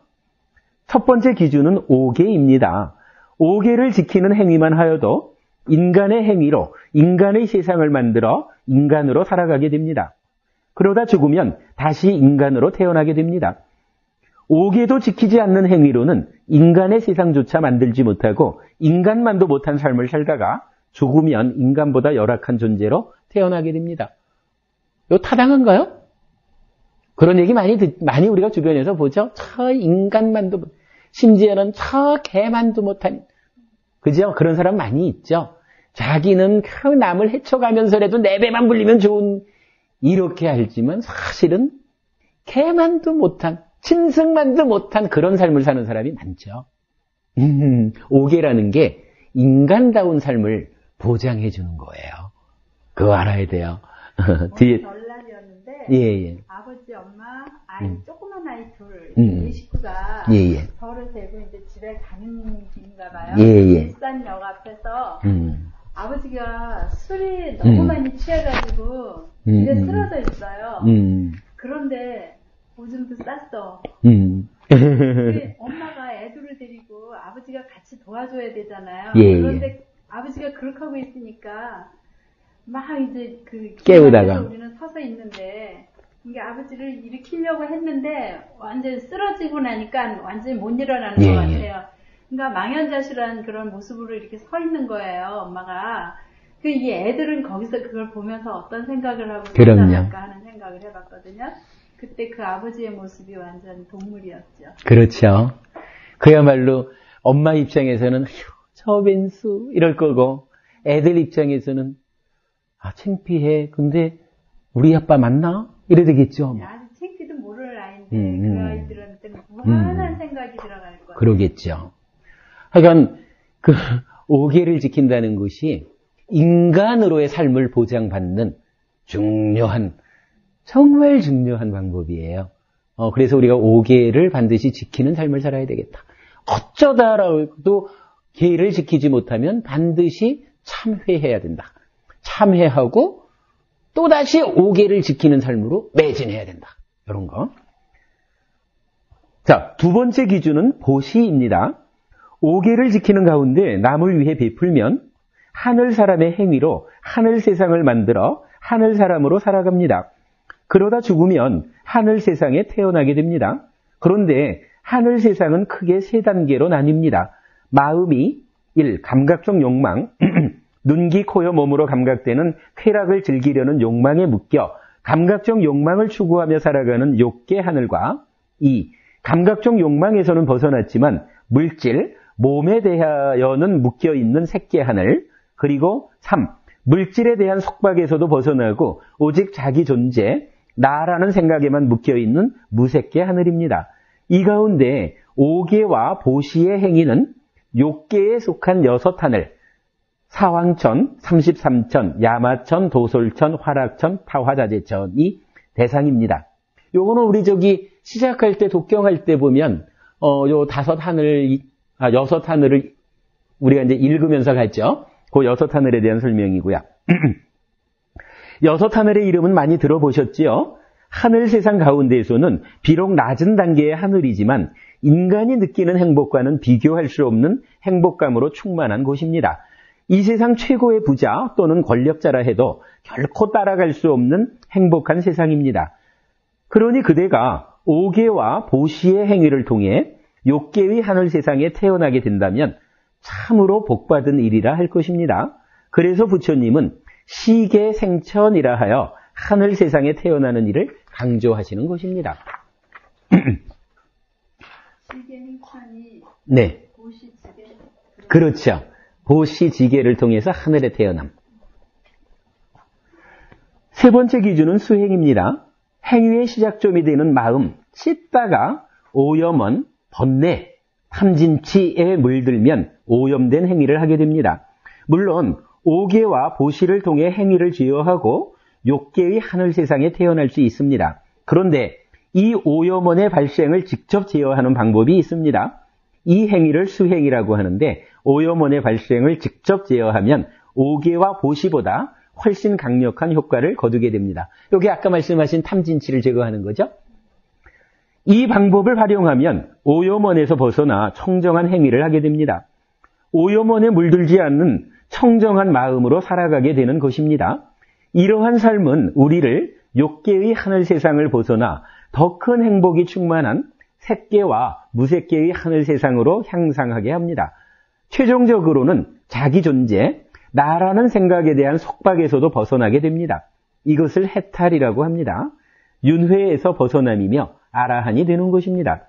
부처님께서는 이런 수행의 방법으로 사념처, 사마타 윗바사나 수행을 가르쳐 주셨습니다. 이 글의 시작에서 찾아낸 언제나 자신 안에서 일어나는 현상들을 놓치지 않음에 집중하셔야 할 것입니다. 내 안에서 일어나는 현상들이 나도 모르게 행위로 연결되어 버리면 삶이 나의 뜻과는 다르게 진행되기 때문입니다. 물론 결과는 괴로움인 것이고요. 라는 말씀이 바로 이러한 수행법이라고 할 것입니다. 요 말 이해되시나요? 우리가 차차 공부할 거지만 그러니까 내 안에서 일어나는 현상이 나도 모르게 행위로 연결되게 두면 안 돼요. 그거를 발견, 쌌띠 해가지고 제어하는 거. 요게 사념처에서 사마타 윗바사나로 넘어가는 불교 수행법. 이렇게 보시면 됩니다. 내 안에서 일어나는 현상들이 행위로 연결되는 과정을 놓치지 않으면 삶이 나의 뜻대로 진행됩니다. 물론 이런 수행은 불교의 정체성이 되는 무상고무아에 대한 믿음을 근거로 하기 때문에 삶이 나의 뜻대로 진행된다는 것이 가능해지는 것입니다. 바로 수행자의 삶입니다. 그러기에 부처님께서는 세 가지 공덕행이 있다고 말합니다. 바로 보시와 지계와 수행입니다. 이런 행위들을 통해 삶이 향상되기 때문입니다. 괴로움은 줄어들고 행복은 늘어나는 결과를 가져오기 때문인 것입니다. 여기까지 말하고서 그 법부님께 결론 지어 드렸습니다. 지금의 껍데기, 표현이 좀 나쁠까요? 몸이라고 하는 게 나을런지 모르겠습니다. 아무튼 지금의 껍데기로 살아가는 금생뿐만 아니라 세세생생 아라한 되어 윤회에서 벗어날 때까지 불로장생하듯이 행복해지는 불교적 방법이 바로 이것입니다. 세 단계로 이루어진 행복의 공식인 것입니다. 이 행복의 공식으로 삶의 문제를 풀어내면 됩니다. 그렇게만 하면 그대의 삶이 영원토록 행복해지는 것입니다. 법부님들 모두 이 행복의 공식으로 해피하시기 바랍니다. 이렇거든요. 그러니까 이 법부님은 어떻게 내가 이번 생에 이 몸으로 살아가는데 좀 오래 살도록 굴로처 같은 건 없을까요? 어떻게 하면 좀 늙고 병들지 않게 불로장생하는 무슨 가르침은 없을까요? 이렇게 물었는데 저는 이 법부님한테 그거 너무 목표가 낮아요. 부처님 가르침을 그렇게 찾지 말고 세세생생 해탈해서 아라한 될 때까지 영원히 그대의 삶을 행복하게, 괴로움은 줄어들고 행복은 늘어나게 요렇게 만들어주는 가르침이 있습니다. 무엇입니까? 오계를 지키고 보시하고 수행하는 것. 우리가 수행법도 계속 배우는 거 아닙니까? 이어서 계속 우리가 보시는 어떻게 하는 건가요? 하는 것도 가르쳐 드릴 거고요. 경전에 다 나와 있으니까.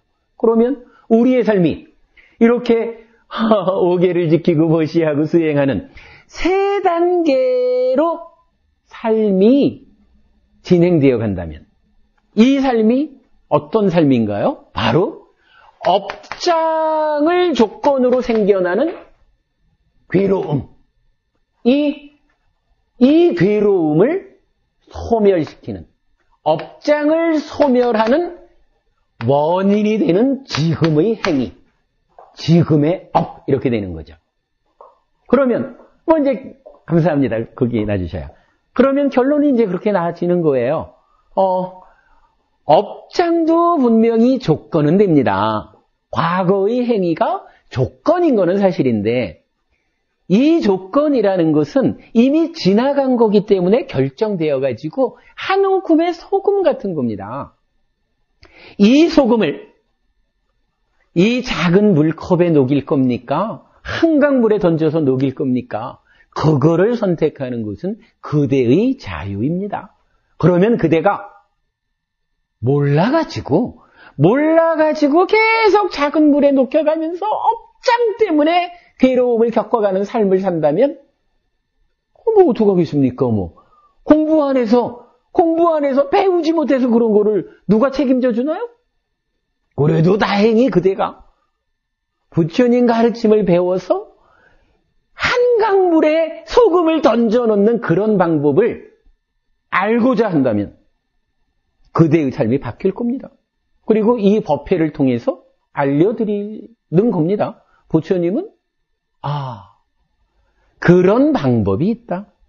세 가지 공덕행이라고 한다.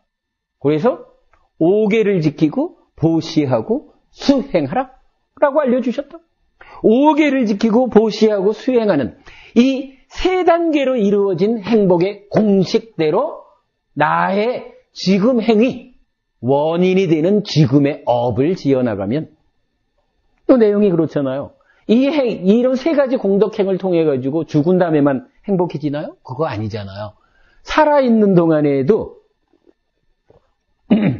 오계를 지킨다는 그 단순한 행위의 기준에 의해서 최소한 인간 대우는 받으면서 사는 거잖아요. 어디 가서도 저 짐승만도 못한 놈 이런 소리 들으면서 살지 않는 삶의 방법이지요. 지난 시간에 우리가 얘기했지만 보시하면 봉사활동 힘들어서 어떻게 해요? 이러면은 요즘 같은 때처럼 국회의원 나가려고 인증샷 찍으려고 인증샷 찍으려고 봉사 나간 사람 아닌다면은 참으로 기쁜 마음으로 봉사하는 사람은 뭐라고 대답하나요? 해보셔요. 봉사가 얼마나 기쁜 일인지 아시나요? 얼마나 기쁜 일인지 아시나요? 라는 삶을 살아가면 보시에 나가는 그 삶 자체가 이미 하늘 사람으로 사는 그러한 행복 가운데 사는 거잖아요. 꼭 죽은 다음에 하늘에 태어나는 것만이 보시의 공덕이 아니죠. 보시의 공덕은 그 보시의 행을 통해서 살아가는 지금도 하늘 사람의 행복을 누려가면서 사는 거잖아요. 수행하는 거 똑같죠? 수행해가지고 우리가 탁 앉아서 호흡을 보면서 들어올 땐 들어오는 줄 알고 나갈 땐 나가는 줄 알고 이렇게 호흡을 하면서 여러 가지 내 마음의 장애들을 제거해 나가 보세요. 그 가운데에서 수행을 통해서 얻어지는 이 행복이라는 것은 아까도 읽어드렸지만은 보시를 통해서 욕계 하늘의 행복을 누린다면 수행을 통해서 얻어지는 이 행복은 색계 무색계 하늘의 행복을 누리는 거지요. 그리고 끝내 해탈하는 거죠. 그러면 그 이상이 있나요? 요 세 가지면. 그러면은 사실은 공부를 안 하니까 아니 딴 데는 다 있는 그런 불로장생법이 왜 불교에는 없나요? 요렇게 물어쌌지. 그죠? 공부를 해서 부처님 가르침을 바르게 알면 에이쿠 그것도 약이라고 먹니? 이렇게 나오는 거죠. 그냥 일상의 삶에서 오계를 지키고 보시하고 수행하는 이 힘으로 행복한 삶이 누려지는 것이고 거기에 죽은 다음에는 더 훌륭한 더 행복한 세상에 태어나가지고 행복을 누린다. 이런 방법이 있는데 이런 방법을 모르고 어디 가서 딴 걸 찾아요. 그죠? 그러니까 불로장생법 쳐놓고 이만한 게 없죠. 그래서 제목을 제가 참 잘 지은 것 같아요. 3단계로 이루어진 행복의 공식. 여러분들이 이 공식에 맞춰서 세상을 살자고요. 그러면 업장이 다 소멸되고 우리의 앞으로의 삶이 창창하게 행복해지는 겁니다. 부처님 가르침이 우리 삶을 바꾸는 위력은 이렇게 나타나는 거거든요. 삶을 바꿔봅시다, 여러분. 오늘은 생각보다는 좀 주제를 바꿔서 이렇게 업에 대한 이야기, 업장에 대한 이야기 이렇게 오늘 법회를 마치도록 하겠습니다. 자,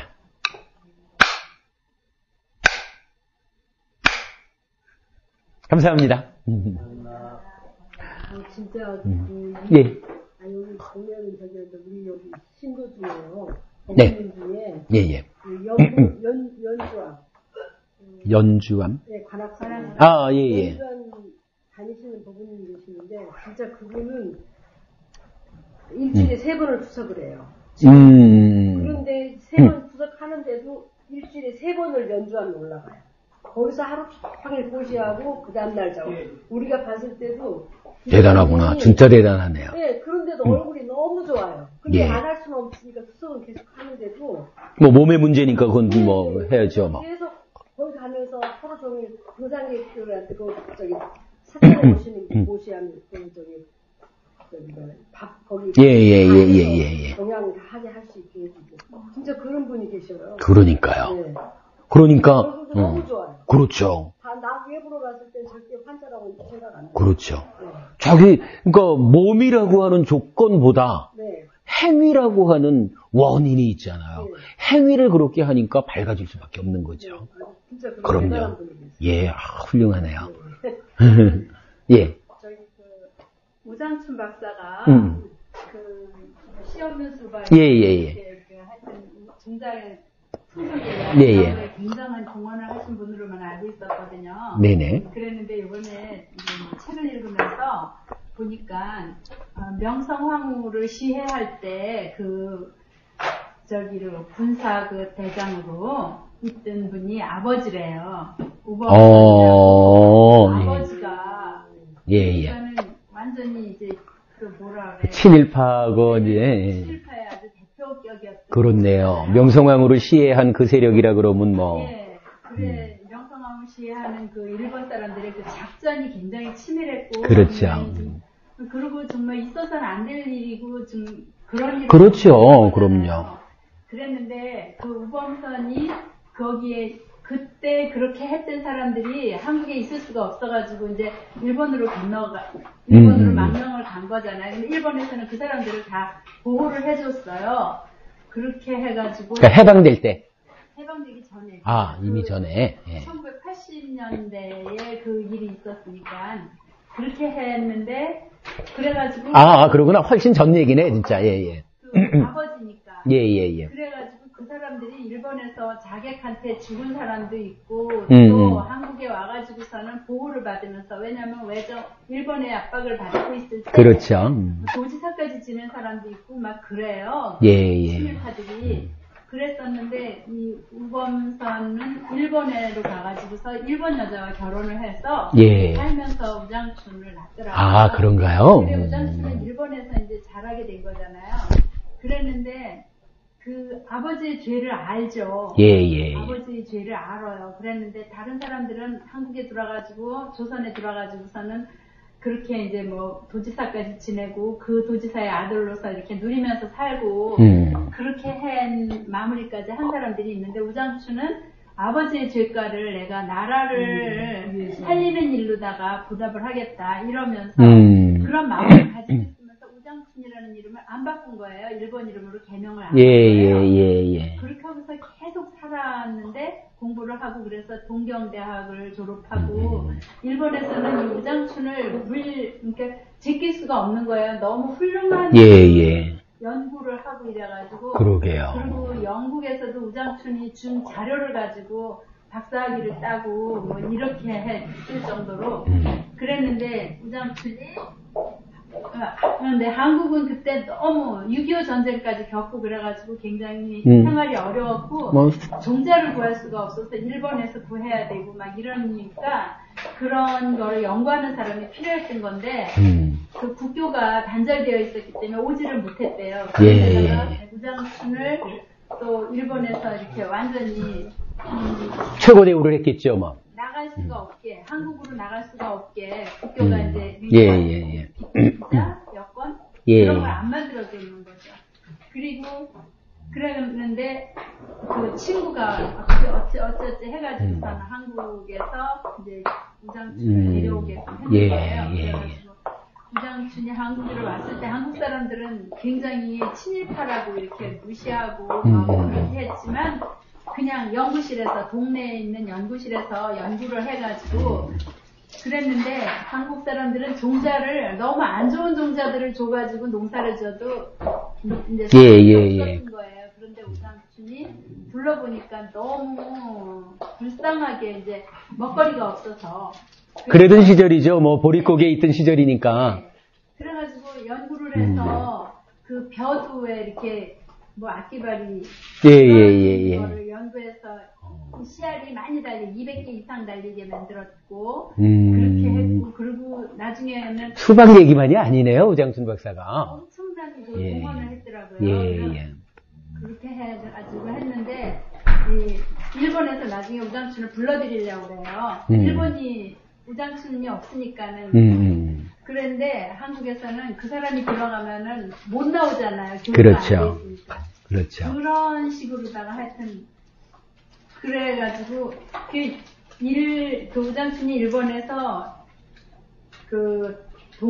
동경제대에서 연구를 하게 됐는데 그 정부에서는 개명 안 했다고 이제 막 그러니까 거기를 그 일본 그 동경제대 연구소에서 연구를 하게 됐는데 이틀 만인가 나오더라고요.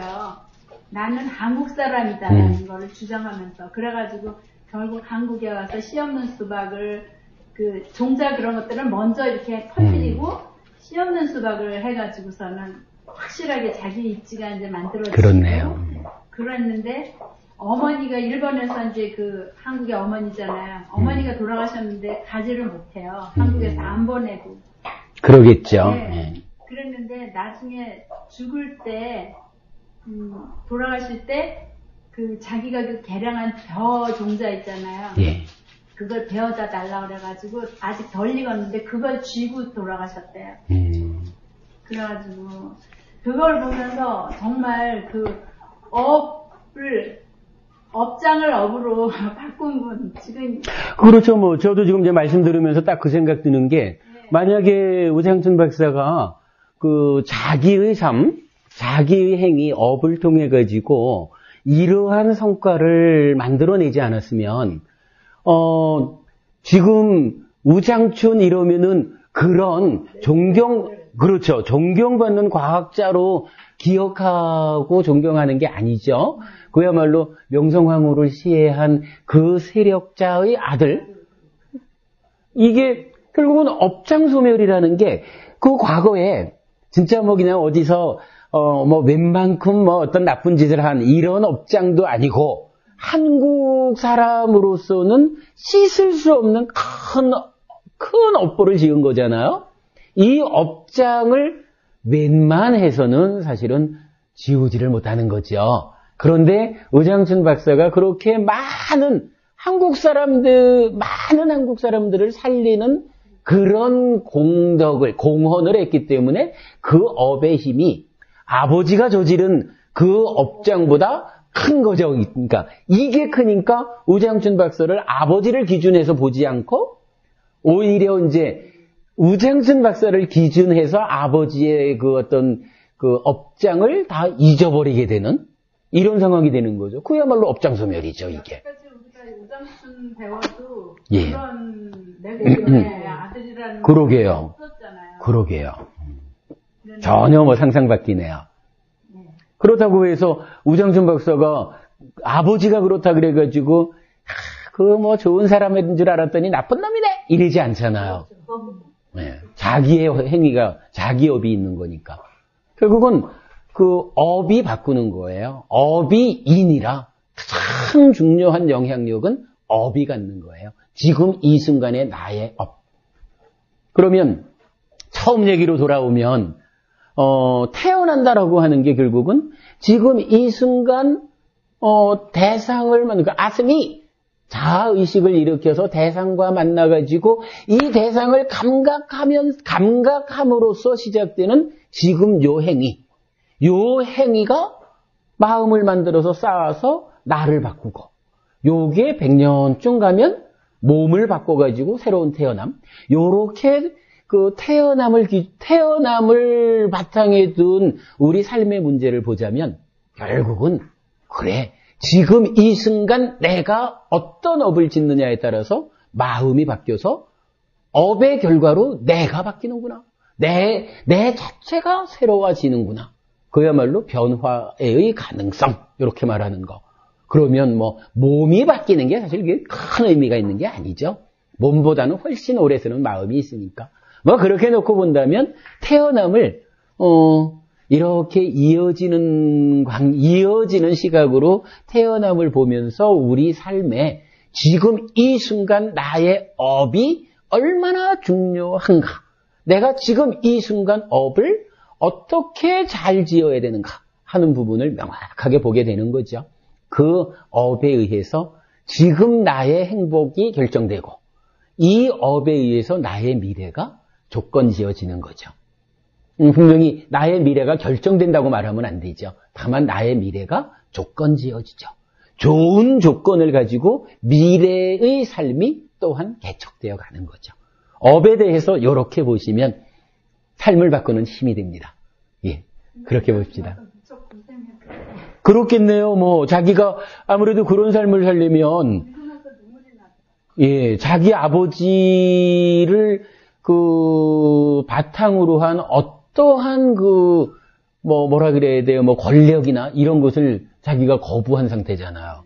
그러니 혼자 힘으로 그래 살려오니 얼마나 진짜 눈물 나기 힘들었을까.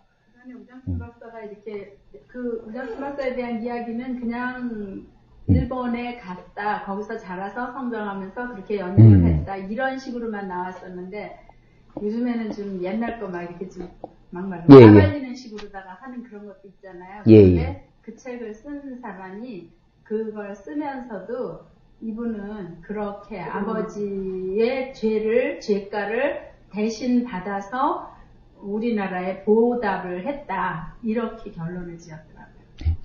네, 뭐 표현상으로 하자면 아버지의 죄가를 내가 대신 받을 수는 없죠. 그러나 아버지의 그러한 행위에 영향받아서 사실은 우장준 박사가 매국노의 아들 해가지고 완전히 매장돼야 되는 사람인데 자기의 행위로서 아버지의 죄라고 하는 이 조건을 소멸시키고 존경받는, 그리고 정말로 많은 사람들의 행복을 만들어준 이런 삶을 산 거죠. 자기 업의 결과로. 법원님, 뭐 하실 말씀 있으셨어요? 예. 아니, 근데, 우범선이 제가 알기로는 중인이었고, 당시에. 중인. 예. 신분에서 아까 스트라 스님께서 네네네. 중인이었고, 그 사람이 별기군이라는 군대 지휘관 비슷한 위치에 있었는데, 교관 비슷한 위치에 당시에 신분사에 굉장히 불만이 많았다고 그래요. 그러겠죠. 양반 자제들로 그런 별기군이라는 군대를 지휘하면서 존댓말을 못 받았다든가 하는 이런 사이 때문에 그렇기 때문에 그 당시에 우범선의 행위를 반드시 그렇게 매국적인 행위라기보다는 친일이라는 것 자체도 지금의 관점에서 일본이라는 게 분명히 현실이었고 우범선 개인의 입장에서는 그 일종의 혁명일 수 있는 그럴 수 있죠. 예. 그런 관점에서 본다면 그걸 또 다른 관점에서 업이라는 걸 볼 수 있지 않을까. 근데 우범선 결국엔 자기에 의해서 죽었잖아요, 일본에서.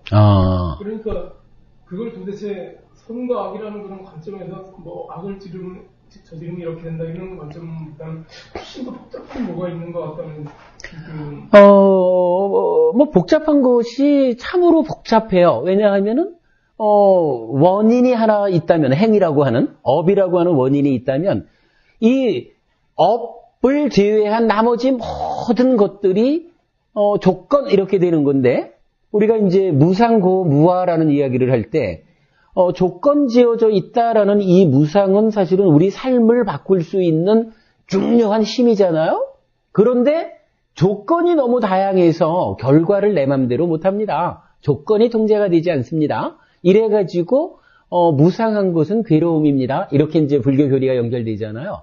뭐 이제 그런 식이죠. 뭐 너무 다양한 조건들이 있기 때문에 내 맘대로 되지 않는 거라. 그러면 예를 들어서 우범석 그이가 평가가 달라질 수 있다라고 하는 것도 사실은 정해진 평가는 없는 거라. 지금 이제 명성황후라는 입장에서 보면 황후를 시해한 군을 주도한 이래가지고 나쁜 놈 이렇게 평가가 될 건데, 그거를 또 민중의 입장에서 가지고 사회의 이 신분 구조를 바꾸려고 하는 혁명의 측면에서 보면 혁명가 이래 될 수도 있는 거죠. 결국은 평가하는 사람마다 갖고 있는 조건에 따라 다르죠. 예를 들어서 최근에 안중근 의사, 장군으로 하자 이렇게도 나오더라고요. 그런데 안중근 의사가 이토 히로부미를 쏘았다라는 요 한 가지 행위 때문에 안중근 의사 이러지만, 안중근 의사가 그 이전에는 뭘 했느냐 하면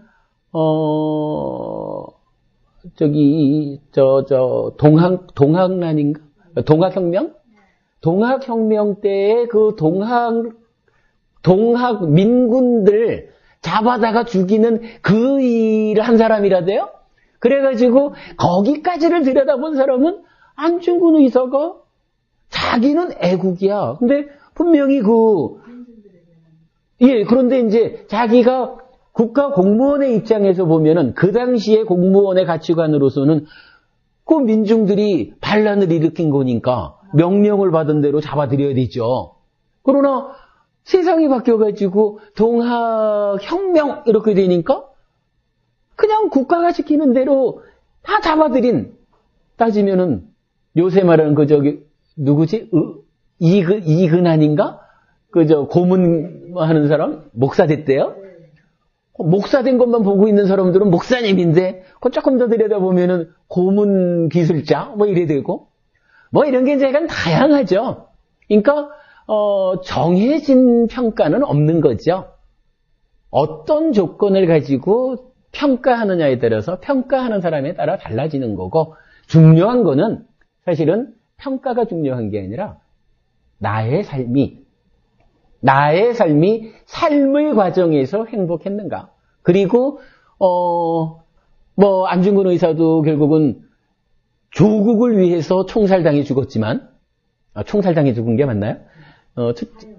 하여간 사형됐지만 그 죽은 이후는 사실 지금 법원님 말씀대로 이런 평가하는 사람들의 시각에 의해서 죽은 후에 태어남이 결정되는 게 아니죠. 요거 분명히 업에 의해서 태어난다라고 되는데, 이 업이 어떻게 작용해가지고 과연 안중근 의사가 하늘에 태어났을까? 짐승의 몸을 받았을까? 요거는 사실은 우리가 모르는 거예요. 다만 우리대로 평가할 뿐이지, 똑같은 얘기로 누구를 예를 들을까? 하여간 우리 국가에 아주 안 좋은 행위를 한 사람이 있다 해도 이 사람이 우리 눈으로 봐가지고 지옥 갈 놈이라 그래도 과연 그 사람이 지옥을 갔을까? 아니면 자기의 행위에 탐진치 없이 겉으로 우리가 평가하는데 드러나기로는 좋은 일을 한 것 같고 나쁜 일을 한 것 같고 이렇지만 행위자의 입장에서 탐진치가 어떻게 개입하고 아니면 탐진치가 개입하지 않고 이렇게 행위했느냐에 따라서 업이 오염됐느냐, 맑은 업이, 청정한 업이냐, 이렇게 될 거니까 그걸 우리가 모르죠. 그러나 죽고 다시 태어나는 가운데에는 업이 그런 식으로 작용을 하겠죠. 그러니까 그건 잘 모르죠. 그러나 분명한 거는 하여간 이렇게 오계를 지키고 보시하고 수행하는 이러한 행위는 공덕이 되는 행위다라고 부처님이 약속을 해준 거죠. 그러니까 각각의 상황에서 어떻게 대응을 해야 될지는 몰라도 그 각각의 삶에서 그래도 내가 오계를 지키고 보시하고 수행하는 삶을 유지해 가면 살아서도 행복하고 죽어서도 좋은 삶이 기다리고 있다. 이렇게 보시면 정확하죠. 각각의 경우 따라 적용되는 것은 모르죠. 자기대로 자기의 내 마음속에 겉으로는 웃어도 속으로는 요래고 있는지 어떻게 알겠어요? 자기는 알죠. 스스로 이렇게 삶을 밝혀가자고요. 자, 다음 주에도 뵙겠습니다. 감사합니다.